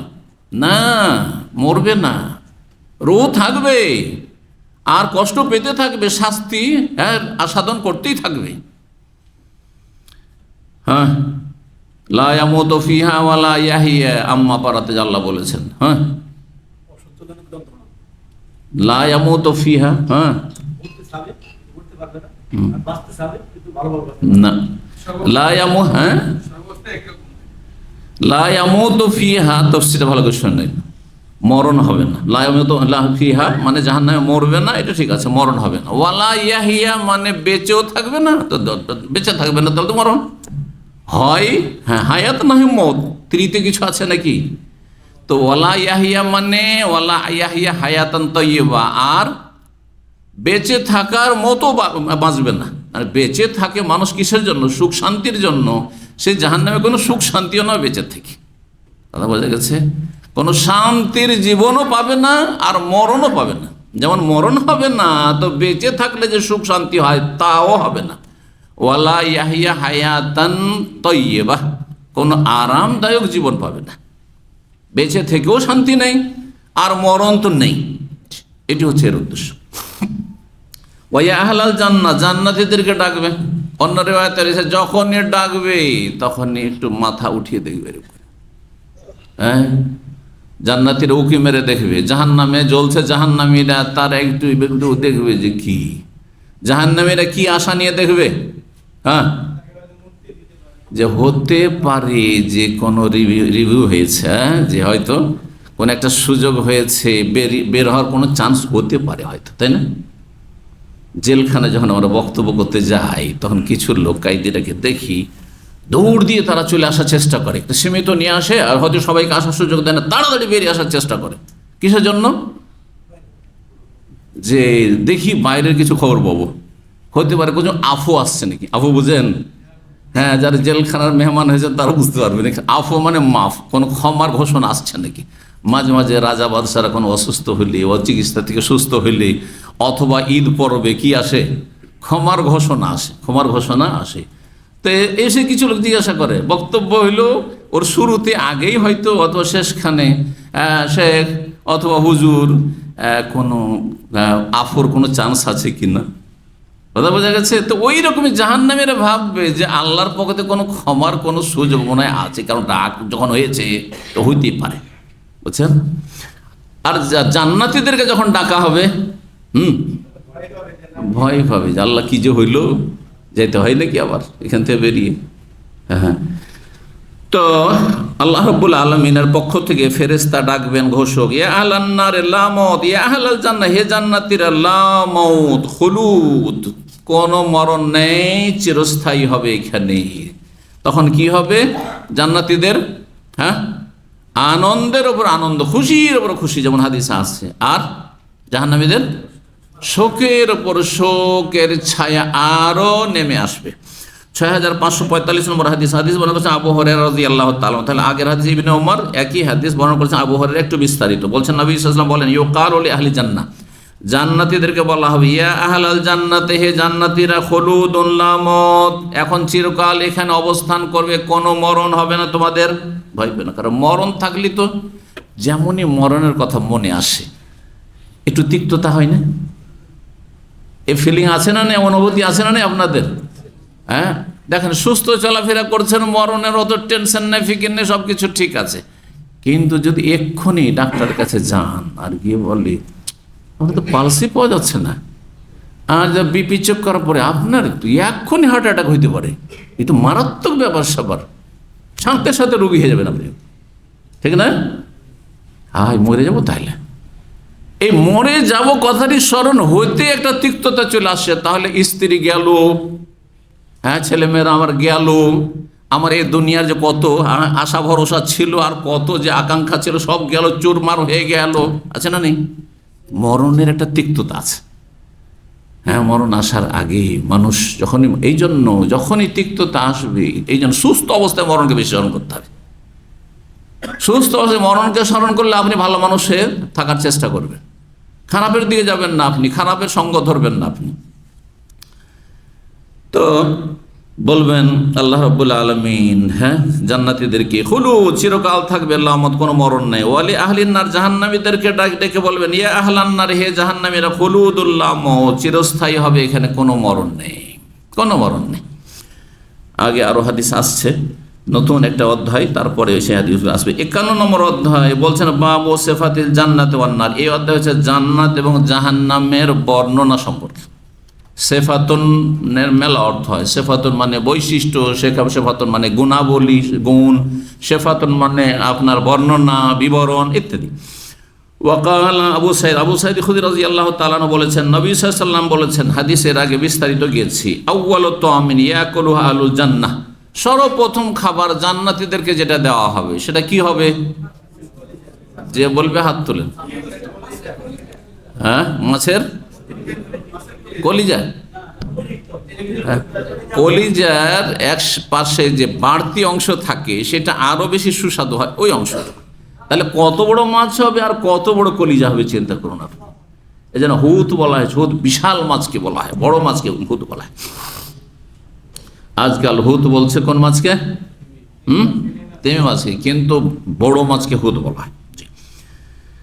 তো এই আকল আহলু জান্নাত, জান্নাতীরা যে প্রথম খাবার খাবে, জিয়াদাতু কাবেদে হুতিন, বিশাল মাছের কলিজার অতিরিক্ত অংশটুকু। আদান, জান্নাত আদান, কোরআনের মেলা আয়াত রয়েছে জান্নাত আদনিন, যেমন জান্নাতুল ফিরদাউস রয়েছে তেমনই জান্নাত আদন। একটি জান্নাতের নাম হচ্ছে জান্নাত আদন। কেন? আদান মানে হয় স্থায়ী, আদান মানে হয় স্থায়ী। যারা জান্নাতে যাবে, জান্নাতে তারা স্থায়ী হবে, চিরস্থায়ী হবে। আর জান্নাত কোনোদিন ধ্বংস হবে না, জান্নাতও চিরস্থায়ী। সূরা তওবার আয়াত 72 রয়েছে। তারপরে কোন কোন আয়াত হলো জান্নাতুল খুলদ বা জান্নাতুল খুলদিন, খুলদ মানে চিরস্থায়ী। আদান্ত বি আরজিন, আদান্ত বি আরজিন, আরবরা বলে যে আমি কোনো জায়গায় কোনো স্থানে অবস্থান করছি, আকামতর অর্থে আদান্ত, অমিনু এখান থেকে খনিকে, খনি যে খনি সম্পদ যেখানে থাকে, তেলের খনি তো, স্বর্ণের খনি তো, আর কিছুর খনি, কয়লার খনি, হ্যাঁ, গ্যাসের খনি, এই খনিকে আরবিতে কি বলা হয়? মাদেন, কারণ সেখানে খনিজ সম্পদ থাকার স্থান। আর কোরআনে কারিমে সূরা কামারে রয়েছে 55তে, ফি মাকআদে সিদকিন ইনদা মালিকি মুক্তাদির, সর্বশেষ আয়াত। যারা সৎকর্মশীল জান্নাতি, ফি মাকআদে সিদকিন, সত্য স্থান। সত্য স্থান কি? অর্থাৎ সুউচ্চ স্থান। যেই স্থানে জান্নাতীর অবস্থান করবে সেটি হচ্ছে চিরসত্য এবং সুউচ্চ স্থান, সুউচ্চ মর্যাদা। ফি মানবাতে সিদকিন, এই জন্য তাফসীর করে ইমাম বুখারী বলছেন মাকাদে সিদকিন, মাকাদ মানে সিট, বসার জায়গায়, কিন্তু এখানে মাকাদে সিদকের উদ্দেশ্য হচ্ছে সুউচ্চ স্থান। ফি মানবাতে সিদকিন, সততা, হ্যাঁ সততা, আপনার নাবাতে আম্বত মানে উদ্গত হওয়া, সততা বা সত্যতা যেখান থেকে প্রকাশ পায় সেই স্থান, অর্থাৎ যে বিষয়টি চিরসত্য, যে জান্নাতীরা সুউচ্চ স্থানে অবস্থান করবে। 6546 নম্বর হাদিস বর্ণনা করেছেন ইমরান বিন হুসাইন রাদিয়াল্লাহু তাআলা। তিনি বলেন, নবী সাল্লাল্লাহু আলাইহি ওয়াসাল্লাম বলেছেন, ইত্তালাতু ফিল জান্নাহ, নবী সাল্লাল্লাহু আলাইহি ওয়াসাল্লামকে জান্নাত দেখানো হয়েছে মেরাজের রাতে, জাহান্নাম দেখানো হয়েছে। বলছে জান্নাতে আমি তাকিয়ে দেখলাম, ইত্তালা বলা উঁকি মেরে দেখা, ঝুঁকে দেখা, উঁকি মারা বলেন তো, হ্যাঁ জি, উঁকি মেরে দেখলাম। ফারাআইতু আকসারা আহলিহা আল ফুকারা, জান্নাতের অধিকাংশ অধিবাসী পেলাম দরিদ্র গরিবরা। কারণ গরিবদের হিসাব সহজ, পয়সার হিসাব আছে গরিবের, হ্যাঁ, আবার অল্প পয়সা দিয়ে হারাম করে তাহলে তো হিসাব আছে, কিন্তু গরিব মানুষের ফরজ কি? হ্যাঁ, কালেমা তাইয়্যিবা, শাহাদা, তৌহিদ, লা ইলাহা ইল্লাল্লাহ মুহাম্মাদুর রাসূলুল্লাহ, ইসলামের 5টি রুকনের ভিতরে, তারপরে রমজান মাসের, তার আগে সলাৎ, 5 ওয়াক্ত সলাৎ, আর রমজান মাসের সিয়াম, এই 5টির মধ্যে 3টি। গরিবকে আল্লাহ জাকাতের কথা জিজ্ঞাসা করবেন যে তুমি জাকাত দাও নি কেন? ও তো খেয়ে দিয়ে শেষ, মাসের মাস খেয়ে দিয়ে শেষ, খরচ করে শেষ, তাই না? আর হালাল কাজে খরচ করেছে, অপচয় করেননি, হ্যাঁ, কোন রকম টেনে টেনে সংসার চালিয়েছে, হিসাব শেষ, ওখানে কোনো হিসাব নেই। আচ্ছা, হজের কথা জিজ্ঞাসা করবেন। আপনাদের প্রবাসী অনেক ভাইয়েরা আছেন যাদের যা বেতন পায় তার সংসার চালাতে, আর তার মা বাবা ভাই বোন সংসারে আছে, বড় পরিবার, তাদের খরচ খরচা সামলাতে সব টাকা পয়সা শেষ হয়ে যাচ্ছে, একটা পয়সা বাঁচাতে পারেন না। 10 বছর সৌদি আরব থেকে গেলেন, হজ করে গেলেন, আল্লাহ জিজ্ঞাসা করবেন? কোনোদিন জিজ্ঞাসা করবেন না আল্লাহ, কারণ গরিব।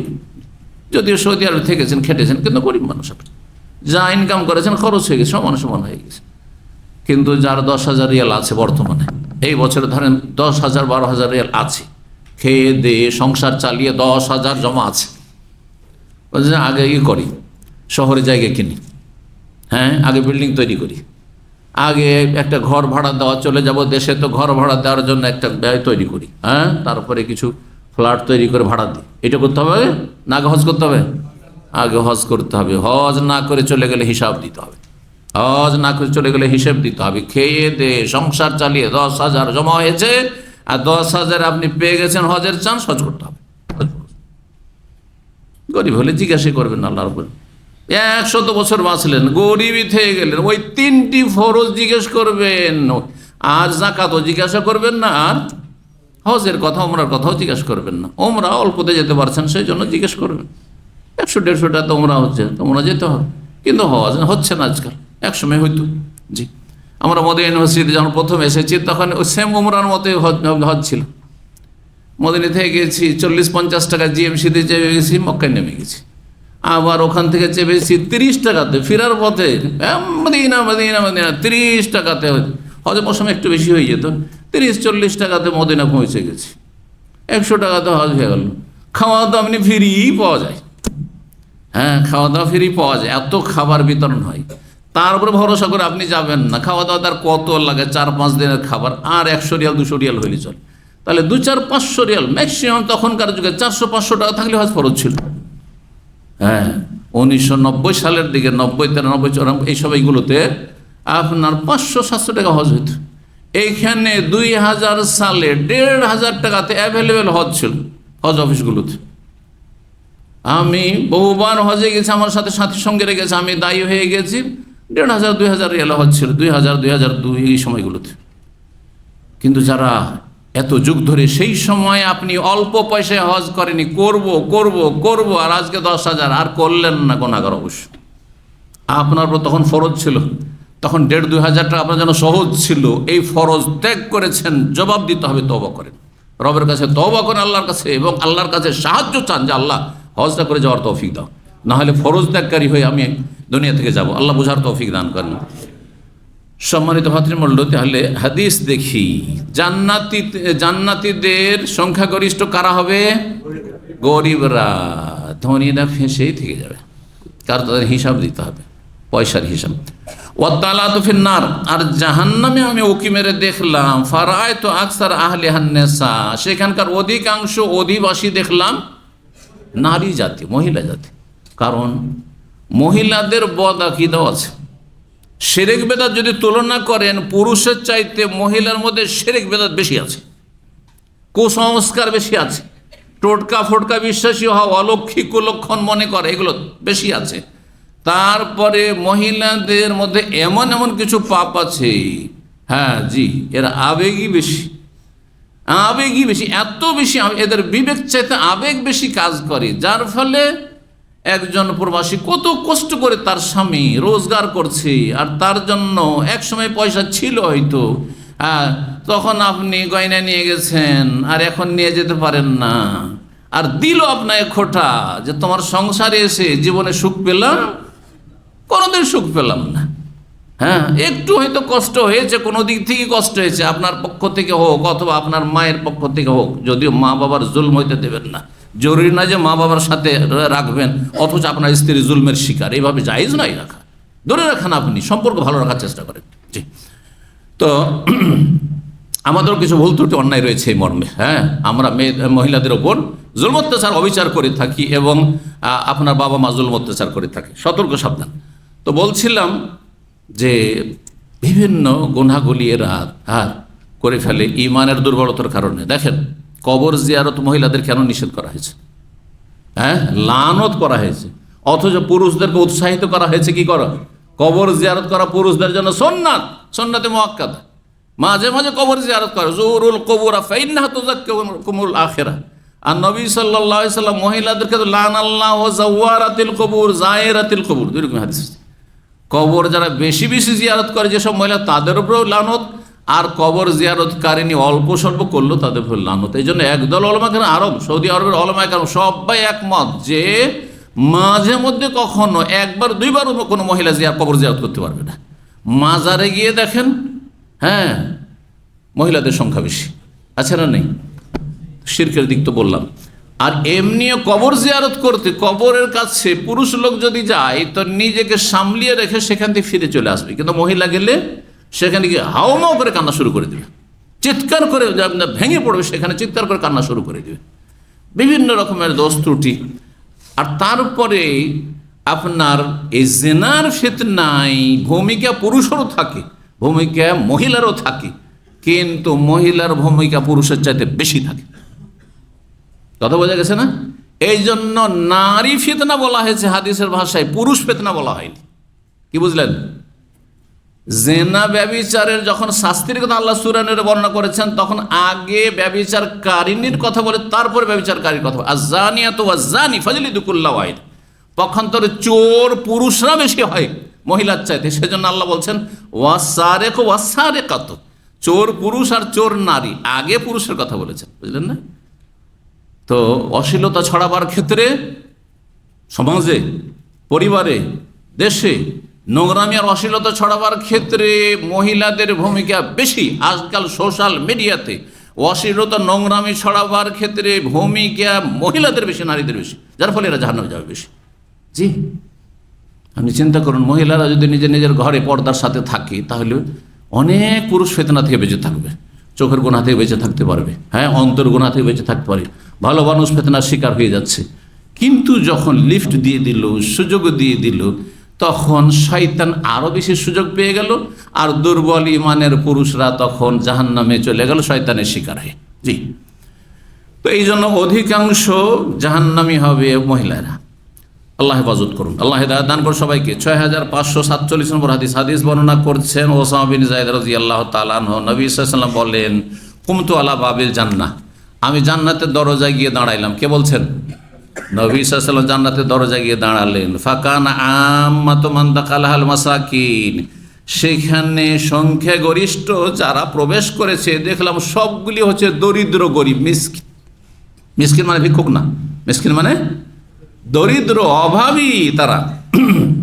আল্লাহ কি হিসাব নেবে? আল্লাহ তুই 5 ওয়াক্ত সালাত ফরজ করেছিলে, ফজর সহ পড়েছি আল্লাহ, তাহাজ্জুদে পড়েছি আল্লাহ, রমজান মাসে রোজা তো রেখেছি আল্লাহ, 6 শাওয়াল রেখেছি আমি, আরাফা রোজাও রেখেছি, মুহররমের রোজাও রেখেছি আল্লাহ। কথা বোঝা গেছে না? এইভাবে সহজ হবে হিসাব। ওয়াসহাবুল জাদ্দে মাহবুসুন, আর ধনী লোকেরা আটকা পড়ে থাকবে, জান্নাতে যেতে বাধাগ্রস্ত হবে। কেন? যার যত পয়সা তার হিসাব তত বেশি। পয়সার হিসাব কয় দিকে হবে কে বলতে পারে? পয়সার হিসাবের কটি দিক রয়েছে? 2টি দিক। মাশাআল্লাহ। মিন আইনা ইকতাসাবাহু ওয়া ফিমা আনফাকা, যারাই পয়সা উপার্জন করছেন, একটা হচ্ছে কোথা থেকে উপার্জন করলে, ইনকাম সোর্সটা কি, হালাল না হারাম, সুদের টাকা না বেতনের টাকা না মালিকের চুরি করা টাকা, না ওই আদম ব্যবসায়ী টাকা, ভিসার ব্যবসা করা টাকা, হারাম টাকা, জাল টাকা, আর এই দুর্নীতি করা টাকা, আর এই রাষ্ট্রীয় সম্পদ, না বাইতুল মালের টাকা, মাদ্রাসার টাকা, মাদ্রাসার দায়িত্বশীল, মসজিদের টাকা, মসজিদের মোতাওয়াল্লি, হারাম খোর। কথা বলছেন না? মিনাই নাইক তাসব, এই টাকার পাহাড়গুলি কোথা থেকে এসেছে একটা হিসাব। আর আরেকটা হচ্ছে অফিমান ফাকাহু, খরচটা কোথায় করেছে, উৎস কি, আর ক্ষেত্র ব্যয়ের ক্ষেত্র কি, কোথায় খরচ করেছিল। অনেকে হালাল রোজগার করেছেন, 5000 রিয়াল বেতন আছে, কিন্তু খরচ করার ক্ষেত্রে গিয়ে আল্লাহকে অসন্তুষ্ট করে দিচ্ছেন। হারাম জায়গায় খরচ করছেন, পয়সা না হইলে এত হারামে লিপ্ত হতেন না। অথবা অপচয়ের হারাম কাজ করছেন, অপচয় করাও জায়েজ নাই। আপনার খরচা মাসে ধর খাওয়া দাওয়ার 300 থেকে 500 টাকায় হবে, সেখানে আপনি প্রতি সপ্তাহে ভালো ভালো হোটেলে যাবেন আর 500 আর 1000 ফুরিয়ে দিলেন। যদি আপনাকে বলা হয় যে দিনের কাজে খরচ করেন, তখন 50 টাকা ধরিয়ে দিলেন, আর না হলে বলছেন নাই পয়সা, তখন বের হয় না। অফিমান কোথায় খরচ করেছে, দুটোতে পাস করতে হবে, ইনকাম সোর্স এবং ব্যয়ের ক্ষেত্র। জি, এই হিসাব দিতে দিতে থেকে যাবেন। হিসাব যদি আপডেট করে রাখেন তো সহজ হবে। যারা বিভিন্ন কোম্পানিতে টাকা পয়সার লেনদেনের কাজ করেন না অনেকে, পারচেজিং করছেন, কেনাকাটা করছেন, যদি হিসাবটাকে সবসময় প্রতিদিনের হিসাবটাকে আপডেট রাখেন, মাস শেষ হতে আপনাকে হিসাব দিতে হবে, সব রেডি হয়ে আছে, দিয়ে দিলেন, ঠিক কিনা? কিন্তু গোটা মাসের হিসাব, কোন দিনে কি কিনেছি, কোথায় কি খরচ করেছি, কোথায় সে বিলগুলো রয়েছে, ফাতুরা রয়েছে, সেগুলো গোটা মাসের কালেকশন করো মাসের শেষে। আর তারপরে হিমশিম খেতে খেতে মাসের শেষ 2-3 দিন আপনার দুশ্চিন্তা শেষ, টেনশনের শেষ নেই। কথা বুঝতে পারছেন না? ওই রকমই অবস্থা। এই জন্য হিসাবকে প্রস্তুত রাখেন, আপনার টাকা কোথা থেকে ইনকাম হয়ে এসেছে আর কোথায় খরচ হচ্ছে। আল্লাহ যেন তৌফিক দান করে। পয়সা নিয়ামত, তো তার নিয়ামত কখনো আযাব হয়ে যায়, নিয়ামত কখনো কখনো নেকমাতুন মানে আযাব হয়ে যায়। যেমন পানির মতো নিয়ামত কিছু আছে, পানির মতো নিয়ামত কিছু আছে। আরব দেশে ভুক্তভোগী বুঝতে পারছে যে পানির কত মূল্য, কিন্তু বাংলাদেশে, ভারতে বন্যার সময় পানি বড় আযাব হয়ে যায়। পানি বড়, এই বর্ষাকালে আযাব হয়ে যাচ্ছে। যে ঠিক ওই রকমই পয়সাকে যদি হাতের মুষ্টিতে রাখতে পারেন আর ইচ্ছা মতো আল্লাহ সন্তুষ্টিতে খরচ করতে পারেন, ইনকামটাও করেছেন লোভ সামলিয়ে, হালাল নেব হারাম নেব না, আর খরচও করেছেন চিন্তা ভাবনা করে যে এখানে আল্লাহ রাজি না নারাজ হলে খরচ করব না। কথা বোঝা গেছে? হাতের মুষ্টিতে থাকলে তো ভাগ্য ভালো, তাহলে এটি নিয়ামতই থাকলো। আর যদি টাকা যেমনই পেলেন তখন দিলেন কলবে ঢুকিয়ে, হ্যাঁ, অন্তরের ভিতরে ঢুকিয়ে দিলেন, মানে এমন পয়সার মোহ মমতা যে আর জাকাত দিতে মায়া লাগে। যারা কোটি কোটি টাকার মালিক, বড় বড় কোম্পানির মালিক, তাদের কাছাকাছি, তারা যেহেতু অনেকে মাসলা মাসাইল আমাকে জিজ্ঞাসা করে, তাদের কাছাকাছি হওয়াতে বা তাদের আলোচনা শোনাতে দেখেছি, তারা যদি ঠিকভাবে জাকাত বের করে কয়েক কোটি জাকাত বেরোবে, কয়েক কোটি জাকাত বেরোবে।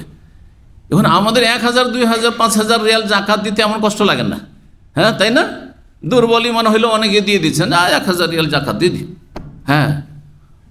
আর আল্লাহর ভয়ও আছে, যত কম পয়সা তত আল্লাহর ভয় বেশি আছে। কিন্তু এখন যদি 1 কোটি রিয়াল দিতে হয়, কয়েক মিলিয়ন রিয়াল জাকাত দিতে হয়, তখন শয়তান আপনার অন্তরে এমন পয়সার মোহ ভালোবাসা দিয়ে দিচ্ছে যে আপনার সিনা, আপনার হৃদয় সংকুচিত হয়ে গেছে। পয়সাকে অন্তরে কামড়িয়ে ধরে নিয়েছেন, আপনি বের হতে দিতে চাইছেন না, যার ফলে কিছু দান সাদকা করে আর তারা বলছেন আমি অনেক দিয়ে দিচ্ছি, অনেক দিয়ে দিচ্ছি, দিয়ে জান্নাত পাওয়া যাবে না, ফেসে থেকে যাবে। ওয়াসাবুল জাদ্দে মাহবুসুন, এবং যারা পয়সাওয়ালা ধনী মানুষ তারা বাধাগ্রস্ত হবে জান্নাতে যেতে, তারা আটকা পড়ে থাকবে। গায়রা, এই জন্য কত বছর পরে যাবে তারা জান্নাতি হইল? হিসাব দিতে দিতে একটি রেওয়ায়তে 40 বছর, আর একটি রেওয়ায়তে রয়েছে 500 বছর। যার যেমন হিসাব, যে তাড়াতাড়ি হিসাব দিয়ে দেবে, ধনী কিন্তু তাড়াতাড়ি হিসাব দিতে পারে 40 বছর পরে গরিবের চাইতে। আর যার হিসাব দিতে আরও হিমশিম খেতে হচ্ছে, তখন হিসাব দিতে দিতে দিতে দিতে 500 বছর হয়ে গেছে। 500 বছর ওরা জান্নাতে আরাম করছে, গরিবেরা 500 বছর আগে জান্নাতে গিয়ে আইসা আরাম করছে, আর এ ফেসেই আছে হাসর মাঠে। আল্লাহু আকবার, আল্লাহুম্মা লা তাজআলনা মিনহুম, তাদের দলে আল্লাহ যেন শামিল না করে। তো গায়রা নাস হাবান্নার, আর তবে জাহান্নামী যারা কাদ ওমেরা বিহিলান না, তাদেরকে অলরেডি জাহান্নামে পৌঁছে দেওয়া হয়েছে। যারা হিসাব দিতে পারলো না আর জাহান্নামে হয়ে গেল, তাদেরকে জাহান্নামে ঢুকিয়ে দেওয়া হইল। ওয়াকুমতু আলা বাবিন নারি, নবী সাল্লাল্লাহু আলাইহি ওয়াসাল্লাম একবার জান্নাতের দরজায় দাঁড়ালেন আর দেখলেন, আর একবার জাহান্নামের দরজায় গিয়ে দাঁড়ায়। ফাইজ আম্মাতু মান দাখালাহান নিসা, সেখানকার অধিকাংশ যারা প্রবেশকারী জাহান্নামে তারা হচ্ছে মহিলা জাতি।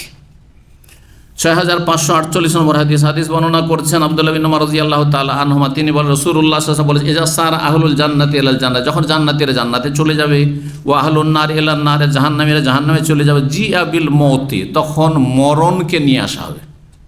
মরণ তো অদৃশ্য জিনিস না দৃশ্য? বাংলা বলছেন তো না? দেখা যায় না, দেখা যায় না, দেখা যায় না, কিন্তু হাসরের মাঠে বিচার দিবসে আল্লাহ সেটাকে দৃশ্য দেবেন, একটা আকার আকৃতি দিবেন।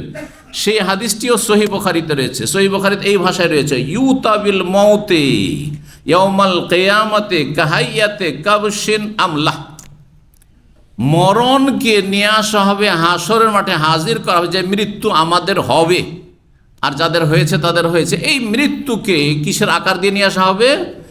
একটি দুম্বার আকার দিয়ে, যে দুম্বার রং হবে আমলা, মানে সাদা কালো, গায়ে কিছু সাদা আছে কিছু কালো আছে, পাগুলে কালো, আর গোটা গায়ের রং হচ্ছে সাদা বা এর বিপরীত।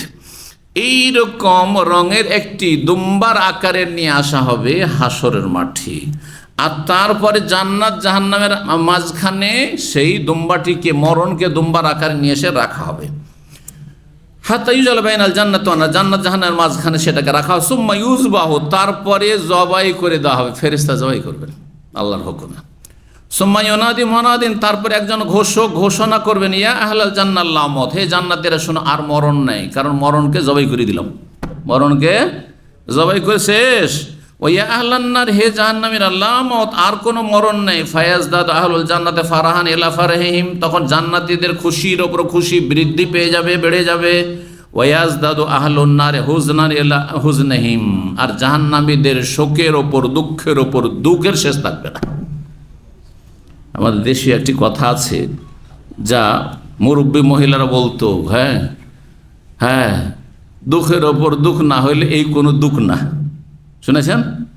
দুঃখের ওপর দুঃখ না হলে, মানে কষ্টের ওপর কষ্ট না হলে কোনো কষ্ট না। সামান্য চারিদিক থেকে যদি কষ্ট চেপে ধরে, কত না কষ্ট। দুঃখের মতো দুঃখ না, দুঃখের ওপর দুঃখ না থাকলে কোনো দুঃখই না। তো ঠিক ওই রকমই জাহান্নামীদের অবস্থা হবে। 6500 49 নম্বর হাদিস বর্ণনা করেছেন আবু সাঈদ খুদরি রাদিয়াল্লাহু তাআলা। তিনি রাসূলুল্লাহ সাল্লাল্লাহু আলাইহি ওয়াসাল্লাম বলেছেন, ইন্নাল্লাহ তাবারাকা ওয়া তাআলা ইয়াকুলু লিআহলি জান্নাহ, আল্লাহ তাবারাকা ওয়া তাআলা জান্নাতীদেরকে বলবেন সম্বোধন, ইয়া আহলাল জান্নাহ, হে জান্নাতীরা। ফায়াকুলুনা, তখন জান্নাতীরা বলবে, লাব্বাইকা রব্বানা ওয়া সাদাক, হে আল্লাহ হাজির আছি হাজির আছি। ফায়াকুলু, তখন আল্লাহ, হাল রাজিতুম, তোমরা জান্নাত পেয়ে সন্তুষ্ট হয়েছো, রাজি হয়েছো? ফায়াকুলুনা, জান্নাতীরা তখন বলবে, ওমা লানা লা নারযা ওয়া কাদ আতাইতানা মা লাম তুতি আহাদাম মিন খালকিকা, আল্লাহ কেন রাজি হব না, কেন সন্তুষ্ট হব না তোমার ওপর? এমন কিছু দিয়েছ আল্লাহ জান্নাতে যা দুনিয়ার কাউকে দাওনি। সবাই আপন আপন জায়গা থেকে মনে করে যে আমি সবচেয়ে সিনিয়র। কেন?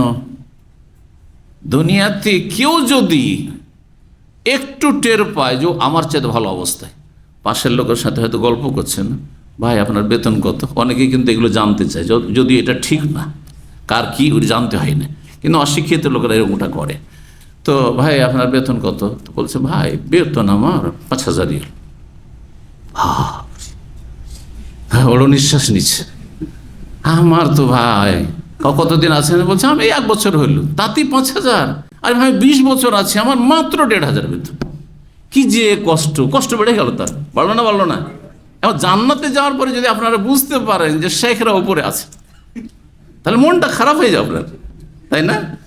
মনটা খারাপ হয়ে যাবে।